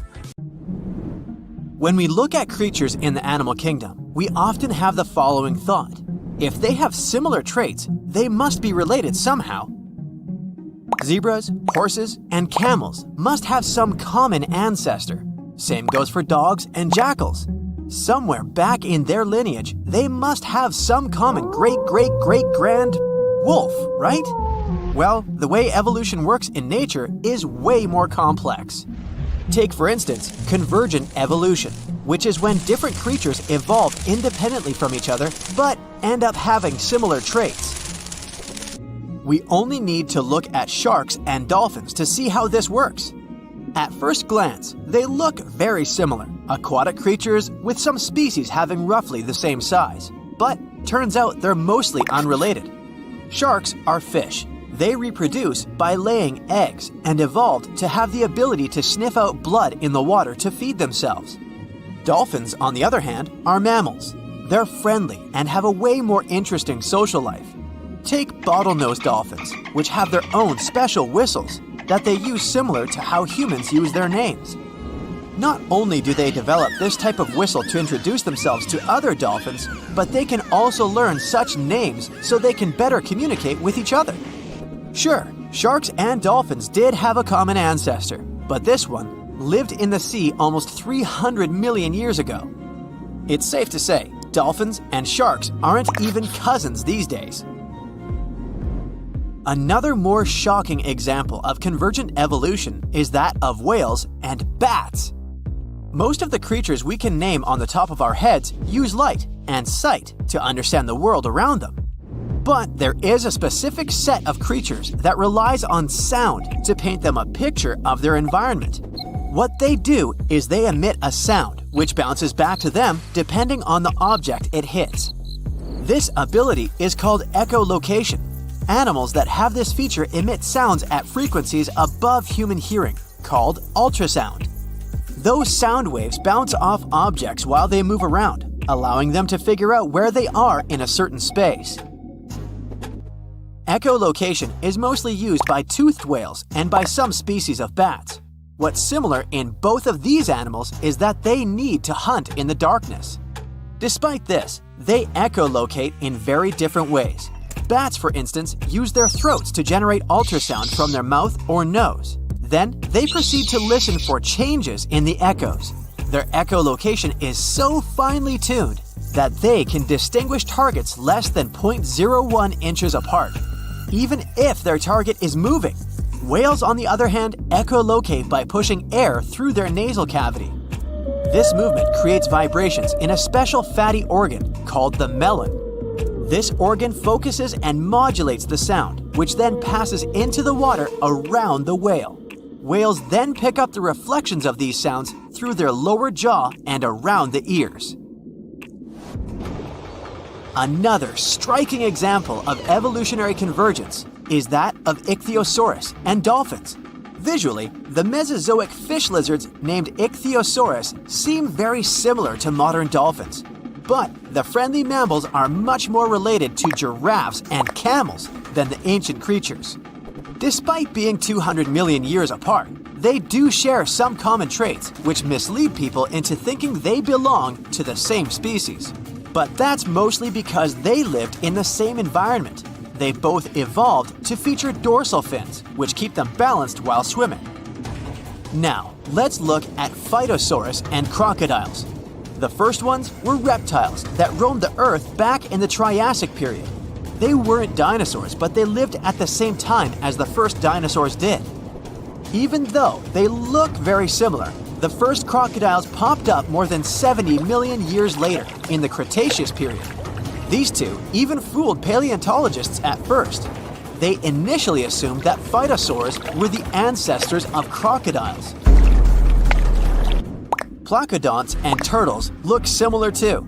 Placodonts, however, appeared about the same time as the dinosaurs did, somewhere around 235 million years ago. Like modern turtles, they lived in marine environments, but they were surrounded by predators. So, they evolved to have really strong shells to protect themselves. Turtles, however, made it to the scene around 100 million years later. Even modern cats have ancient lookalikes. They were called the Sparacidons, but they were carnivores and marsupials. They used to live in the South American area and resembled the saber-toothed tiger, which is now extinct. Speaking of saber-toothed tigers, how about one that's also related to the kangaroo? Yeah, this creature used to freely roam the Earth around 300 million years ago. The Thylacosmilus may have looked like a feline, but it was a marsupial, meaning it had a pouch of skin in which it carried its pups for a certain period after their birth, like kangaroos and opossums do today. It's difficult to estimate what they looked like since a full skeleton has never been found, but we do know they weighed between 180 to 260 pounds. When we picture a present-day elephant, we always imagine them with their tusks protruding upwards. Well, that's not how their ancestors did it. About 20 million years ago, there lived a prehistoric elephant-like creature named Deinotherium. It did, however, have both tusks curving down from their jaw. As with many other prehistoric creatures, we don't know why they had this feature the other way around. But one theory suggests they used them as anchors. By securing themselves to riverbanks, they were able to safely sleep without drifting off. The last thylacine passed away in the early 20th century. Their extinction was one of the most tragic natural events in modern times. For the last 2,000 years, they have been known to live only on the island of Tasmania. Despite the name, they looked more like foxes than felines. However, thylacines were marsupials rather than placental mammals like foxes. The two-lake wallaby was one of the most beautiful and majestic creatures ever to have lived. It used to be found in Australia and New Zealand. They were very similar to the kangaroos and featured fine fur with shifting bands of darker and lighter gray across their backs. Surprisingly, they were dubbed monkey face, but they had no connection whatsoever to modern monkeys, apart from both being mammals. What made them so special was the way they moved around. Their standard movement consisted of 2 short hops, followed by a long one. After that, the wallaby would simply stare into the sky. Don't be fooled though, the two-leg wallaby was extremely rapid. Females were generally taller than males, and they appear to have been quite sociable animals, at times being particularly fond of a certain location. They were also nocturnal. Hyracoodonts and horses share a lot of similar features, but hyracoodonts used to exist in the Eocene and Oligocene periods, and they went extinct around 23 million years ago. In their whole group, they featured very diverse species and came in many different sizes, from the small pony-like to the colossal Paraceratherium, which is one of the largest land-living mammals ever to exist. Modern horses, however, appeared around 2 million years ago. Let's do a little experiment together. Start by stretching your arms out. If you were to draw a line from your fingertips to your shoulder, it would measure around 28 inches. Now, try to picture an insect with a wingspan this big. Hold on a minute, you won't need a large can of bug spray, don't worry. They're extinct. But the gigantic Meganeuropsis did live around 250 to 300 million years ago. However, they most likely resembled the present-day dragonflies, despite not being technically related. Scientists figured out that they were not true dragonflies because of differences in the shape of their wing veins. Scientists still don't know why these bugs turned out so big. Some believe insects are limited in size because of the small quantity of oxygen they're able to take in. In the times when these insects roamed the Earth, the levels of oxygen in our atmosphere were much higher, so that might be one explanation. Other specialists think that they got so big because there wasn't any other predator large enough to pick them up from the ground. We've all heard of the Sahara. Sure you have. It's the largest hot desert on the planet. A sea of sand covering an area larger than the contiguous United States. But have you ever wondered what lies beneath the sand dunes? To answer this question, we must travel deep into the past of our blue planet. Up until some 6,000 years ago, the Sahara was grassland. Humans were around at this time, not me, spreading agriculture around the planet. In the north of Africa, the color green dominated. Plenty of rainfall meant that there were lakes, rivers, pastures, and even forests. A completely different image of the Sahara from the barren landscape of today. But then the climate started to shift. The region became parched, and the vegetation started disappearing. The wind did the rest. It took away the fine sediment after there were no plant roots to hold the ground together. Give it a couple thousands of years and you get a familiar image of the Sahara: sand and rocks stretching as far as the eye can see. But when it comes to volume, only a quarter of the Sahara is actually sand. The yellow sands of the Sahara are just one part of the story. The desert has many other features, such as gravel plains, salt flats, and plateaus. Makes you think if we understand the word desert correctly. For people who study such terrains, geologists, there is only one condition for defining a desert: precipitation. If an area gets little or no rain, then it's considered a desert. The Sahara certainly fits the bill. Its average annual rainfall is just 3 inches. Compare that to the nearly 45 inches a year in New York. When we look at precipitation, this sandy desert is only the third largest in the world. Number 1 and 2 are Antarctica and the Arctic. They are larger than the Sahara by millions of square miles. It sounds odd, but there is more than one type of desert. The first two are polar deserts, while the Sahara is a subtropical desert. But the difference in air temperature are staggering. In Antarctica's interior, temperatures plummet to minus 76 degrees Fahrenheit. Compare that to the highest temperature on record in the Sahara of 136 degrees Fahrenheit. But this desert has a cool side. At night, the temperature is roughly the same as the average yearly temperature in Denmark. This hot and cold roller coaster makes it hard to choose the right outfit when venturing into the Sahara. And what about the sand? How deep is it actually? The depth varies between 70 and 140 feet. That's not too deep. If you put the Statue of Liberty in a tall dune, half of it would still stick out of the sand. Its vast amounts in the Sahara were created by aeolian processes. That's Greek for wind. Over time, it blows and shapes the surface of the earth. In dry areas with sparse vegetation, winds erode the ground much faster. That's what happened in North Africa. Under all that sand is the bedrock and cracked clay. If you started digging, you would find the same everywhere on the planet, with one important difference. There is some type of soil covering the bedrock. This is not the case in the Sahara. Because of the arid climate and a lack of vegetation, sand covers the ground below. Over the course of thousands of years, a lot of interesting finds ended up in the desert sand. For example, there are petrified tree trunks. These are essentially preserved prehistoric trees. They date back to the time when the region was lush green. In some places, the trees of this fossilized forest are at least 65 feet tall. The wood is so well preserved that you can still see the texture and knots. There are even fossilized pine cones. In 1992, scientists found glass fragments in eastern Sahara. These canary yellow glass shards were scattered across hundreds of miles. They didn't belong to an ancient civilization, although ancient Egyptians used them to make jewelry.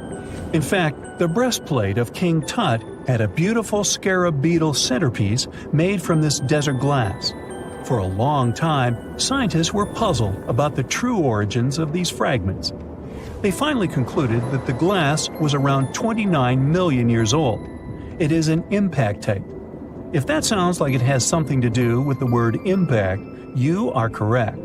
These rocks are formed when a meteorite hits the surface of the Earth.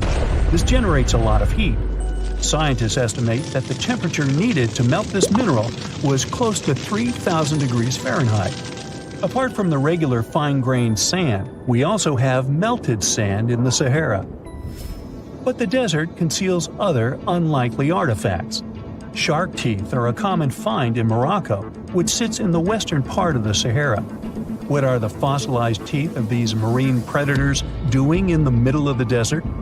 This part of the world looked entirely different millions of years ago. There was a sea cutting right through what is now a desert. The Trans-Saharan Seaway ran the length of present-day Algeria and Mali. It was around 165 feet deep. That was enough for all sorts of aquatic animals to inhabit it. Large catfish, sea snakes, and of course sharks lived in the area. British archaeologists even unearthed a turtle shell in Mali in the 1980s. For centuries, there was even an entire city hidden under the desert. Timgad was a Roman outpost constructed by the Emperor Trajan around the year 100 in the current era. For various reasons, its residents abandoned it around the year 700. The sands of the Sahara soon engulfed the city. It had remained hidden for nearly 1,000 years. Then, in the 1700s, a Scottish explorer started digging out the city. His team first uncovered a sandstone triumphal arch 40 feet high, similar to the ones we can see in Rome and Paris today. An amphitheater soon popped out of the sand, and it was followed by well-preserved statues of Roman emperors. The Scotsman's find was so impressive that no one believed him at first. It took 2 more centuries for archaeologists to fully excavate the city during the 1950s. The site covers a surface as large as 10 polo fields. The ruins reveal the full mastery of Roman city planning. All the streets meet at a right angle in what is known as an orthogonal grid. You can find the same layout in modern cities such as New York. Historians estimate that during its heyday, 10,000 people called Timgad home. Different nationalities lived here, from Romans to people of African descent. Today, more than 2.5 million people live in and around the Sahara. They are spread across 11 countries in total, and their living space is growing. The desert is 10% larger than it was just a century ago. This process doesn't involve sand pouring out of the Sahara. The ecosystems on the edges of the desert simply change over time. The wind blows the soil away and vegetation dwindles, the perfect conditions for the formation of a desert landscape. These changes are happening in the Sahel, a region south of the Sahara Desert. That's why the African countries have recently come together for a project called the Great Green Wall. The primary goal is to stop the desertification of the Sahel and hold back the sands of the Sahara. Their plan is ambitious and involves planting a wall of trees from the west to the east of the African continent. The proposed forest is not only going to be long, but wide as well. The Sahara and the Sahel share a historic bond. Since antiquity, camel caravans have been making the journey from Africa's Mediterranean coast in the north to the savannas in the south. The golden age of this trade kicked off in the 9th century. The perilous journey took several months to complete. The route was 2.5 times longer than the length of the Grand Canyon. Explorers still find evidence of these ancient caravans hidden away under the sands of the Sahara. Now, if Earth's history were a movie, we humans would only take up the last second of the end credits. Our planet has been around for about 4.6 billion years, but our human story began about 300,000 years ago in Africa. Now, our ancestors had some wild adventures in nature. They could have run into creatures so big they'd make today's elephants look like puppies. The woolly mammoth is a pretty famous animal, sure. His cousin, though, the Columbian mammoth, not so much. This giant used to roam places from Canada all the way down to Mexico. Unlike the furrier woolly mammoths, which hung out in colder places, these animals had shorter hair, resembling huge elephants. They also had incredibly large tusks, like 12 feet worth of spiraling, sturdy tusks. And they weren't just for show, they came in handy when facing predators. That includes our ancestors. If you think about sloths these days, you're picturing these adorably slow creatures. They couldn't possibly be in your list of most dangerous animals. Well, their grandparents might have. For starters, we call them ground sloths, and they vary a lot in size. Some were as big as rhinos, and others, like the Megatherium, were as colossal as elephants. Imagine seeing a 20-foot-long sloth which doesn't mind chewing on some meat every now and then, at least in theory. Ever heard of Bigfoot? Well, our next animal kind of looks like him, but is a distant cousin to orangutans. Meet Gigantopithecus, the largest primate to ever call our planet its home. Standing tall at 10 feet and weighing more than 600 pounds, these animals were amazing to look at in real life. Unlike Bigfoot, they weren't constantly hiding. In fact, it's believed they were peaceful and gentle creatures. Sadly, they faded away about 100,000 years ago, mainly because their food sources slowly became unavailable. Those lush, fruity forests they called home eventually turned into dry grasslands. Next on our list is the cave hyena. Weighing a chunky 250 pounds and standing 3 feet tall, these beasts were as long as a grown-up lying down. What's even more interesting about these creatures is that they love hanging out in groups. A pack could be as big as 30 of these animals, which meant they could easily take on even the biggest, heaviest mastodons. Our ancient families would have needed to stay alert around these hungry specimens. Sadly for these hyenas, about 20,000 years ago, their numbers started going down. Soon enough, they completely disappeared from the planet. Quick pop quiz. What's called a tiger but isn't really one? It's the saber-toothed tiger. I mean, sure, they belong to the feline family, but they aren't technically tigers. First appearing around 42 million years ago, in July, I think, many of their kind were gone before we even showed up. However, early Americans might have bumped into a couple of specimens from this group. If that really happened, it would have been quite the encounter. Think of the biggest wild lion today or the hefty Siberian tiger. These big cats also had some incredible features hidden in their fur. They were good at sneaking around, hiding, and pouncing on mammoths bigger than themselves. Their bite wasn't that strong, but they could open their jaws wide, like twice as much as a lion.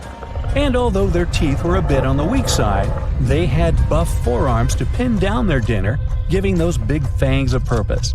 Not the kind of kitty you'd want to play with. Dire wolves made their debut about 250,000 years ago.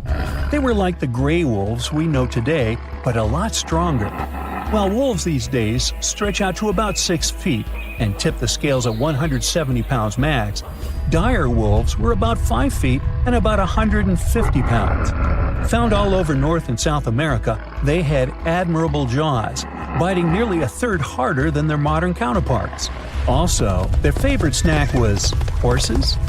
But just like many other majestic beasts of the past, they faded away around 10,000 years ago. Now, names can be deceiving. Take the American lion, for example. It's not really a lion, it's more of a panther's big cousin. The other part of the name is correct, though. They did live in America about 330,000 years ago. This feline was no lap cat either. They were at the top of the wildcat pyramid, weighing a colossal 772 pounds. That's like stacking 4 grown men on a scale. Even the mighty African lion would look a tad bit shy beside these beasts. With the muscle to take down a bison, you wouldn't want to accidentally interrupt their dinner. They parted ways with this planet around 11,000 years ago, right after the last ice age. Now, down in Australia, about 50,000 years ago, I wasn't around then, there lurked a relative of the Komodo dragon, the Megalania. Experts love to have debates on how big it was. Some say it stretched out to 23 feet. Others think it was just about 11 feet long. Either way, they were basically mega-sized Komodo dragons with a dangerous bite. If you think bears are already big and fluffy now, let's introduce the short-faced bear. While this big creature stood on its hind legs, it towered at 14 feet. With long limbs, they could outrun today's bears, hitting speeds up to 40 miles per hour. These ultra bears sadly disappeared around 11,600 years ago. Now imagine a crocodile. Okay, imagine that same crocodile, only supersized, with sporty legs, doing its thing in Australia about 1.6 million years ago. Well, say hello to the quincana. These crocs were extremely large, reaching 23 feet. And no, they weren't lazy river loungers. These creatures really love spending time on land. They evolved to have strong legs for their chases and razor-sharp teeth designed for slicing, not gripping. When did we stop sharing beaches with them? About 40,000 years ago. The name elephant bird might not sound familiar, but try to picture a bird that stood tall, as high as a basketball hoop at 10 feet, and weighed as much as a small car, 1,500 pounds. Their eggs were equally huge, like 150 chicken eggs bundled up into one. Now, as amazing as these birds sound, there's a lot we still don't know about them. They're hard to study, as most extinct animals are. Still, some recent studies have given us some clues. Scientists have been examining ancient molecules from their fossilized eggshells. It's an awesome piece of evidence, since these birdies' shells were thick, preserving precious DNA inside. Plus, there are tons of these eggshell fragments sprinkled all over Madagascar's beaches. Because of these findings, we now know these birds were herbivores and loved eating leaves and seeds. We also know the tiny kiwi bird is its closest living relative. Now, dodos were these amazing birds we also used to share the planet with. They're like distant cousins to ancient pigeons. To give you some perspective, imagine a chunky bird weighing about 50 pounds. Similar to chickens, turkeys, and ostriches, dodos were also the types of birds that couldn't fly. Their wings were small, and they had the muscle strength of, well, a wet noodle. Now, you might have heard the word dodo used as a name for creatures that aren't that bright. Don't get confused, though, by this name. These birds were in fact intelligent. Scientists were able to figure that out by studying their fossils. It turns out that they were good at smelling stuff, unlike most birds that are all about the visuals. These creatures aren't around for us to study anymore, but that might change. One evolutionary biologist is on a mission to fully understand these amazing ancient birds. On that note, she revealed that the dodo's DNA has been completely sequenced. There are even talks about potentially bringing dodos back to life. They would make a nice addition to the lovely beaches of Mauritius, the place they used to call home many years ago. A piece of whale rib has recently been found in a North Carolina mine. Not a big deal, some might think. Hey, why can't a whale be a miner, right? But this fragment offers scientists a unique glimpse at the interactions between prehistoric sharks and whales from around 3 to 4 million years ago. The thing is, 3 tooth marks embellish the rib. That means that the whale was once badly bitten by an animal with a super powerful jaw. Judging by the spacing between the tooth marks, and it reaches almost 2.5 inches. This animal could be a mega-toothed shark. I'm talking about the megalodon. Or it could be a different shark species which was around at that time. The curvature of the shark's jaw shows that the animal was relatively small, between 13 and 20 feet long. Yeah, small. As for the whale, it seems to be the ancestor of a great blue or humpback whale. Researchers are amazed. You don't usually expect to find evidence of animal interaction and behavior preserved in the fossil record. After examining the sample carefully, they concluded that the shark must have gone away with a mouthful, but the whale had survived because most of the fossil fragment is covered with what is known as woven bone. It quickly forms in response to localized infection. Such bone isn't particularly strong, and later the body remodels it into compact bone tissue. But it takes time. The presence of this bone means that the healing was incomplete and the whale passed away 2 to 6 weeks after the unfortunate encounter. On the other hand, its demise could have been unrelated to the infection and injury. Only a handful of fossils show such kinds of interactions between ancient animals.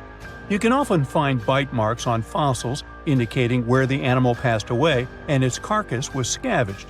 But this fossil is one of a few examples that not only show a wound inflicted by another animal, but also demonstrate that the prey survived. All fossils are exciting for paleontologists. Yes, they need to get out more. But some might look terrifying to regular people. For example, look at this picture of tentacle arms and octagonal-shaped heads. When it first appeared in mass media, internet users claimed that it was some ancient organism that had come from space. Others thought the story was fake, but in fact, both the picture and the fossil are real. The fossil is known as a mortality plate, a fossilized representation of a mass extinction event of one or several species. The fossil actually contains more than a dozen specimens of a type of marine organism called a crinoid. Despite their looks, crinoids were not plants but marine animals. This particular species lived deep underwater on the seafloor. Crinoids were related to starfish, sea urchins, and brittle stars. These creatures could attach themselves to the seafloor with stalks made up of flexible porous discs connected by soft tissue. The stalks were hollow, and that's where the animal's nervous system was located. Crinoids absorbed oxygen through thin-walled tube feet. The creatures usually reached the length of more than 8 inches and had 5 arms lined with leathery-looking, tentacle-like structures. They fed on plankton and sloughed off organic material. Now, even though these fossil finds seem to be super exciting, few creatures in the fossil record confuse scientists as much as the Tully monster. This curious sea creature sported a toothy, trunk-like snout and eyes splayed out on a rigid rod. But the most bizarre thing? It has been impossible to classify. Researchers have been considering a variety of organisms, for example, segmented worms, swimming slugs, and primitive eel-like creatures, since the monster was discovered in 1966. Recently, they have even tried to connect it to some species of jawless fish with a backbone-like structure. A team of scientists from Japan has used high-resolution laser scanners to examine the anatomy of Tully monster fossils in 3D. They concluded that the enigmatic fossil might be an invertebrate after all, and still, the true identity of the creature remains elusive. In the 1950s, amateur fossil hunter Francis Tully found a ghostly imprint of a torpedo-shaped organism with a huge tail fin in the Mizon Creek fossil beds in Illinois. Tully had never seen anything similar to the torpedo structure. He took his find to Chicago's Field Museum of Natural History. Paleontologists working there were baffled as well. Since then, scientists haven't been able to determine where the creature fits on the phylogenetic family tree, or where they should spend Thanksgiving. In 1741, an explorer and captain named Vitus Johansen Bering led an expedition to map the coast of Alaska. The ship he was on got shipwrecked on what later became known as Bering Island, and they got hungry. Half the crew survived thanks to the discovery of an extremely large sea cow. With the meat of these animals nourishing them, the sailors managed to build a small ship from the wreckage and return home. On their way back, a scientist who was among them spent his time documenting the animals and plants they had found. The sea cow was particularly interesting because without it, the crew wouldn't have survived. These animals were more than 26 feet long and weighed around 10 tons. All sea cows are members of the order Sirenia, marine mammals more closely related to elephants than cows. The scientists described them as having black skin, a small head, and stubby forelimbs. Those sea cows floated on the water's surface, munching on kelp. After the information about these animals became widespread, sea otter fur trading expeditions made use of that convenient depot en route. Sea cows were docile and could be easily hunted. Long story short, within 27 years after the scientists mentioned those animals, they were driven to extinction. But it's not the saddest part. The fossil record reveals a much deeper and darker history. Fossils of sea cows have been discovered all over the world, from Japan to Mexico. It means that the animal once thrived in the vast kelp beds around the entire North Pacific Rim. That small population discovered by the expedition was probably the last remains of a once much larger and way healthier population. More likely, Aboriginal hunting had already reduced the numbers of these animals to near extinction levels, and the final blow came from Western hunters. The living close relatives of those ancient sea cows are rarely hunted today. Still, they're under threat of extinction themselves. To some, this amazing fossil might look a bit disturbing. Slaves' lentils are fossils that belong to animals called nummelites. They lived and thrived in a warm, shallow sea covering part of Egypt around 40 million years ago. The name nummelites hints at the fact that larger specimens resemble coins, and in Egyptian folklore, they're even referred to as angel's money. These creatures have a simple, single-celled structure, which contrasts with their super intricate skeleton. Look at this series of spiral overlapping whorls. Each whorl is divided into countless tiny chambers. Nummelites can grow to be 4 inches in diameter, and still, they are the fossils of single-celled animals related to amoeba. How and why did they grow to be so large? The reason could be their symbiotic relationships with other smaller organisms. In the case of modern species, such symbionts are tiny golden-brown single-celled algae called diatoms. The shells of nummelites are relatively transparent, and since they're flat, there's a large surface area for the light needed for the diatoms to photosynthesize. For some reasons, scientists are still debating about them. The presence of plant symbionts and animals dwelling in the sea encourages the growth of a calcareous skeleton in hosts. So, the gigantic size of the nummulites in Egypt could be due to their close relationship with symbiotic diatoms. Does that make sense? Fun fact: a species of nummulites evolve very fast, and their fossils change from one layer of sediments to the next. So, the limestone used for the pyramids of Giza are so packed with such fossils that it's known as nummulitic limestone. This limestone also contains two kinds of nummulites, the smaller slave's lentils and the larger angel's money. But those are not different species, but rather different stages in the life cycle of a single species. Humanity has been looking to the stars, searching for secrets that outer space is hiding. But deep underground, within the soil of our own planet, there are literal troves of fantastic things just waiting to be discovered. How can you talk about excavations and not mention Egypt? In 2019, archaeologists uncovered a tomb of a high official in South Saqqara who lived about 4,400 years ago. His name was Kui, and the hieroglyphs on the walls of the tomb recited his many titles, one of which was the sole friend of the pharaoh of the time. The discovery could have been pretty usual for Egypt, if not for the tomb's interior. The walls, the ceiling, and even parts of the floor were covered in hieroglyphs, pictures, and intricate patterns. But what surprised the scientists the most was how well preserved the colors of those images were. Despite the cracks and chips on the walls and the ceiling, they were still bright and vivid, almost as if they had been painted recently. In Israel, a whole city was discovered by archaeologists in 2019. It dated back 5,000 years to the early Bronze Age and was home to about 6,000 people. Millions of tools, fragments of pottery items, and stone vessels were found at the site. Scientists say the city was so huge, it could be called the New York of the period.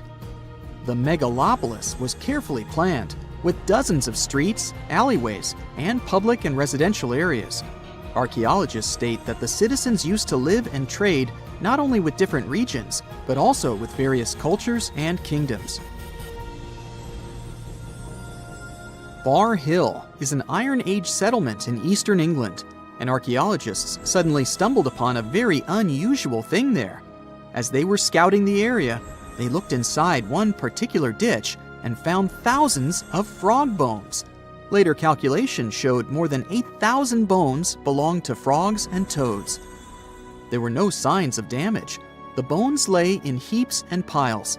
Scientists have no idea what could have drawn so many frogs and toads to a single place. It's known that local people of the time ate frogs, so the settlement's inhabitants could have brought them there.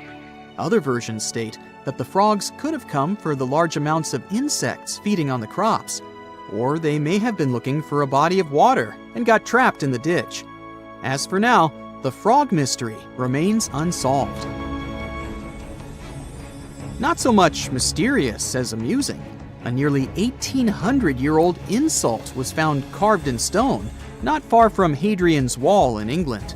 An ancient Roman fort just south of the wall had a lot of writing tablets, but this particular one was especially curious because of its contents. The stone mentioned some Secundinus and said a pretty nasty thing about him. In fact, this is the first stone graffiti ever found that indicates Romans did have quarrels amongst themselves. A rancher in Wyoming, not far from the town of Newcastle, was going about his ranching business when he suddenly stumbled upon a weird bone sticking out from the soil. As he carefully dug it out, he realized the bone belonged to a huge creature. It was larger than a bear. But even so, there were no bears in the area. The rancher called scientists to figure out what it was all about.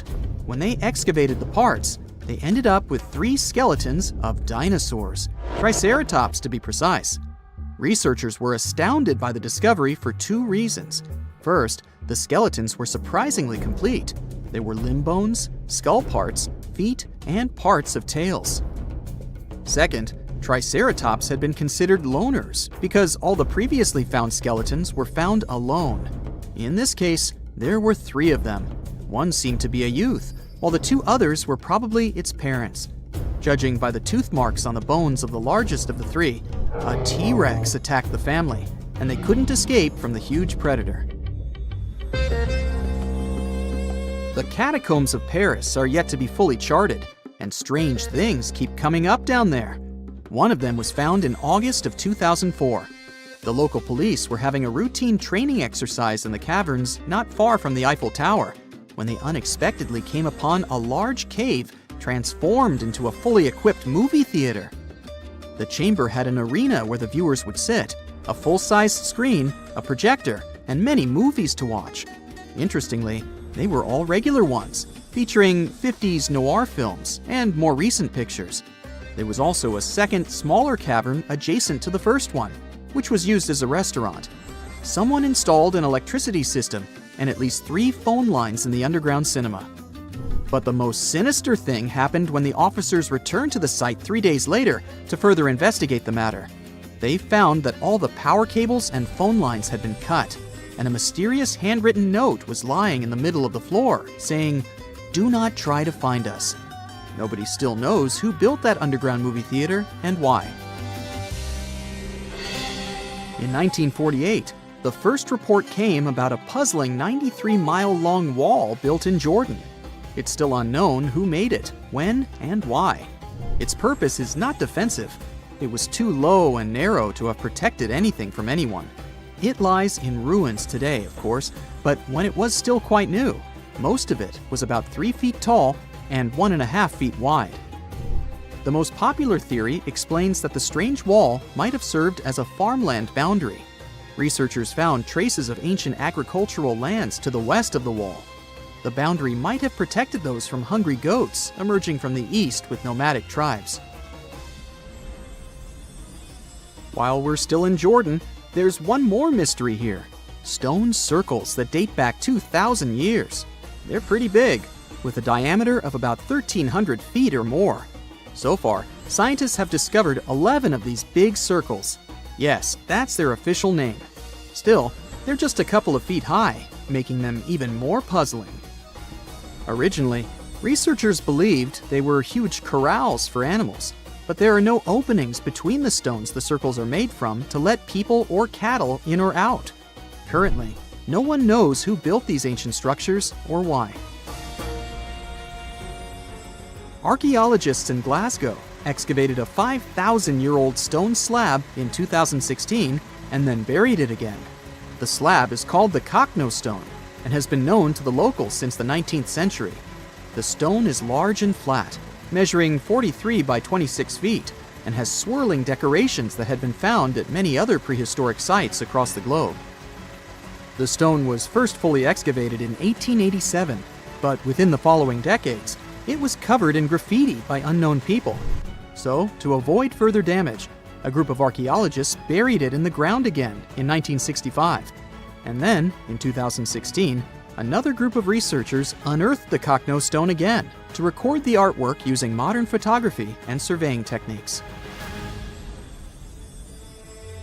You've heard all about Stonehenge, but what about the Superhenge? In 2015, archaeologists couldn't believe their eyes when they discovered a whole number of stone monoliths just a couple of miles away from Stonehenge.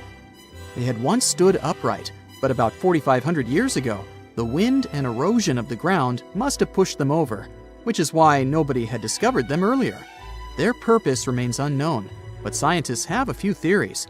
It could have been a giant Neolithic monument, or it could have formed a C-shaped arena leading down to the Avon River nearby. The springs and a valley completed the picture, so the Superhenge might have served as some sort of a decoration or even as part of a larger structure combined with the Stonehenge not far away. Over millions of years, our planet has changed a lot. Ice ages, shifting tectonic plates, global floods, meteorites. Whole species of animals have come and gone over millennia. At some point in all of this, we humans came along. Now imagine a place that was cut off from the rest of the world for 5.5 million years, possibly much more. A place that no human had ever set foot in before. In 1986, we finally found it. Movila Cave.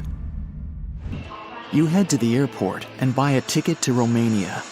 Next, you rent a car and drive southeast. You're looking for Constanța County, right near the Black Sea. Your phone says you're there, so you stop the car and look around. You're in the middle of a deserted field, nothing but a wide, lifeless plain. Then, you see it. A hole in the ground. As you move closer, you realize it's a shaft that leads deep down into the Earth's crust. Before you descend into the darkness, you take a rope, a hard hat, a powerful flashlight, and an oxygen tank. Don't forget to wear your protective suit and oxygen mask. You climb down slowly and look around. It's pitch dark below you, and you feel a little uneasy. But something's off. The darkness. It's not cold. Warm air wafts up from the depths. Finally, you feel the ground under your feet. You look around and see a lot of tunnels ahead that lead into the depths of the cave. The tunnels are covered with dry clay. Moving forward on all fours, you notice something. The air is getting warmer and wetter. You come out of a narrow tunnel and find yourself in a huge cave with a lake in the center. Now for the hard part, you have to dive in. The moment you get in the water, you get attacked by the smell of rotten eggs. You've just touched sulfide water, and now smelly hydrogen sulfide is everywhere. That's not all. The cave is also filled with carbon dioxide. Normal fresh air on the surface is about 20% oxygen, but here it's only 10%. Not enough for us to survive without our trusty oxygen tank. Still, all those other gases give you a nasty headache. You turn on your flashlight to full power and dive under. Somehow, you need to swim through these narrow underwater rifts. There are a lot of them. It looks like an underwater maze. You're a little worried, but your O2 tank is still pretty full. You squeeze through the rifts and finally find an open area. You freeze. From above, below, from all sides, you start to hear the sound of crawling creatures. The flashlight beam catches thousands of slippery, fast insects. This cave contains 48 species, 33 of which are completely new to us. Strange white snails crawl along the walls, and transparent shrimps, even small leeches, swim in the water. White centipedes with huge whiskers and transparent spiders shuffle around under your feet. There are even 2 species of scorpion, as if you weren't scared enough.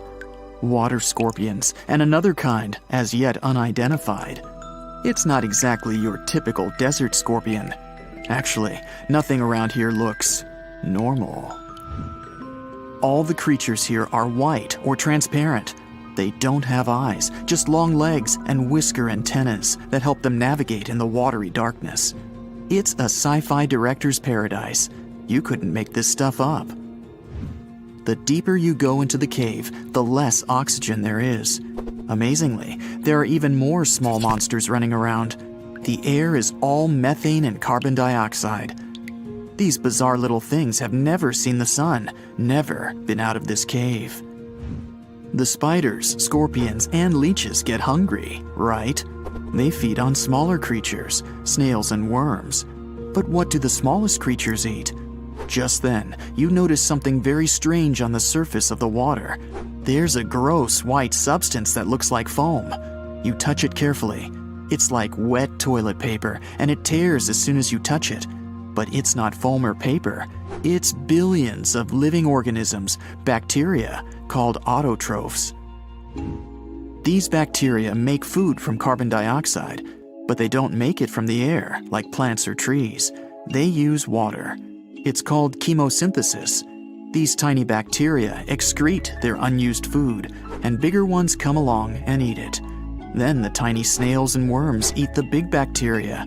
A whole wacky, unique food cycle deep underground in a random cave in Romania. That's why you need that protective suit and mask. It's not just for your comfort and safety. Without the suit, you might accidentally leave behind some human bacteria from your skin or something. It could ruin the delicate balance of life in this underwater world. The underwater cave is too small and dangerous for expensive scientific equipment. So you grab a couple of samples of water, land, and air and get out of there as fast as possible. The cave hasn't been fully explored yet. The Romanian authorities don't allow just anyone to scuba dive on down there. Let's see in a few years. Who knows what else they'll find? You're back at your fancy lab and you start to understand why that cave is such a big deal. The conditions in Mobile are almost the same as in the first years of Earth's existence.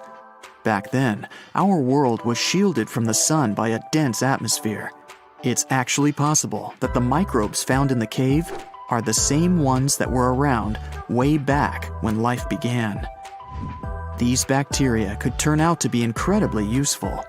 They oxidize the dangerous gases, methane, and carbon dioxide. Basically, they make them harmless. Thanks, little guys. Mobile Cave isn't the only extreme place on Earth where life still finds a way to survive and thrive. Picture the Eiffel Tower in Paris. Now imagine 10 of them on top of each other. Now imagine drilling down that deep. Got it? Life still goes on even this far down. There's almost no oxygen there. The pressure is insanely high, and it's hotter than the hottest desert. Welcome to the nematode empire. Nematodes are worms, and these wiggly dudes are tough as nails.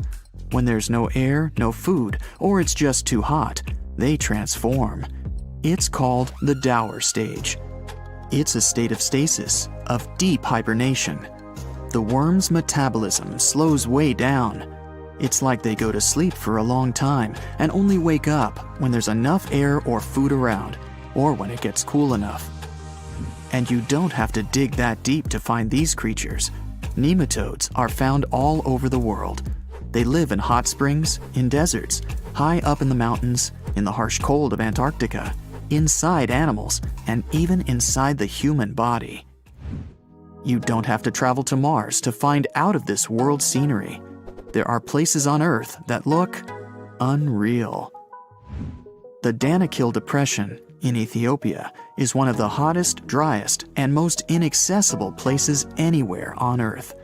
It's a large desert that gets almost no rain, but there's still plenty of liquid around. It sits on 2 active volcanoes, so liquid hot magma often flows up from under the Earth's crust. There are also colorful lakes full of acidic water. The salt from the lakes reacts with volcanic minerals, making bizarre figures that look like the backdrop of a sci-fi movie.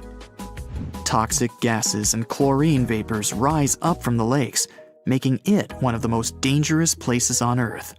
You need a gas mask to survive, but life always finds a way. There are living things here, even in a lake so hot that the acidic water actually boils. Microbes live happily in the lakes and surrounding rocks. If something can survive here, who knows? You can find another tough survivor in the Lut Desert in Iran. They've just discovered a new and special kind of crustacean there.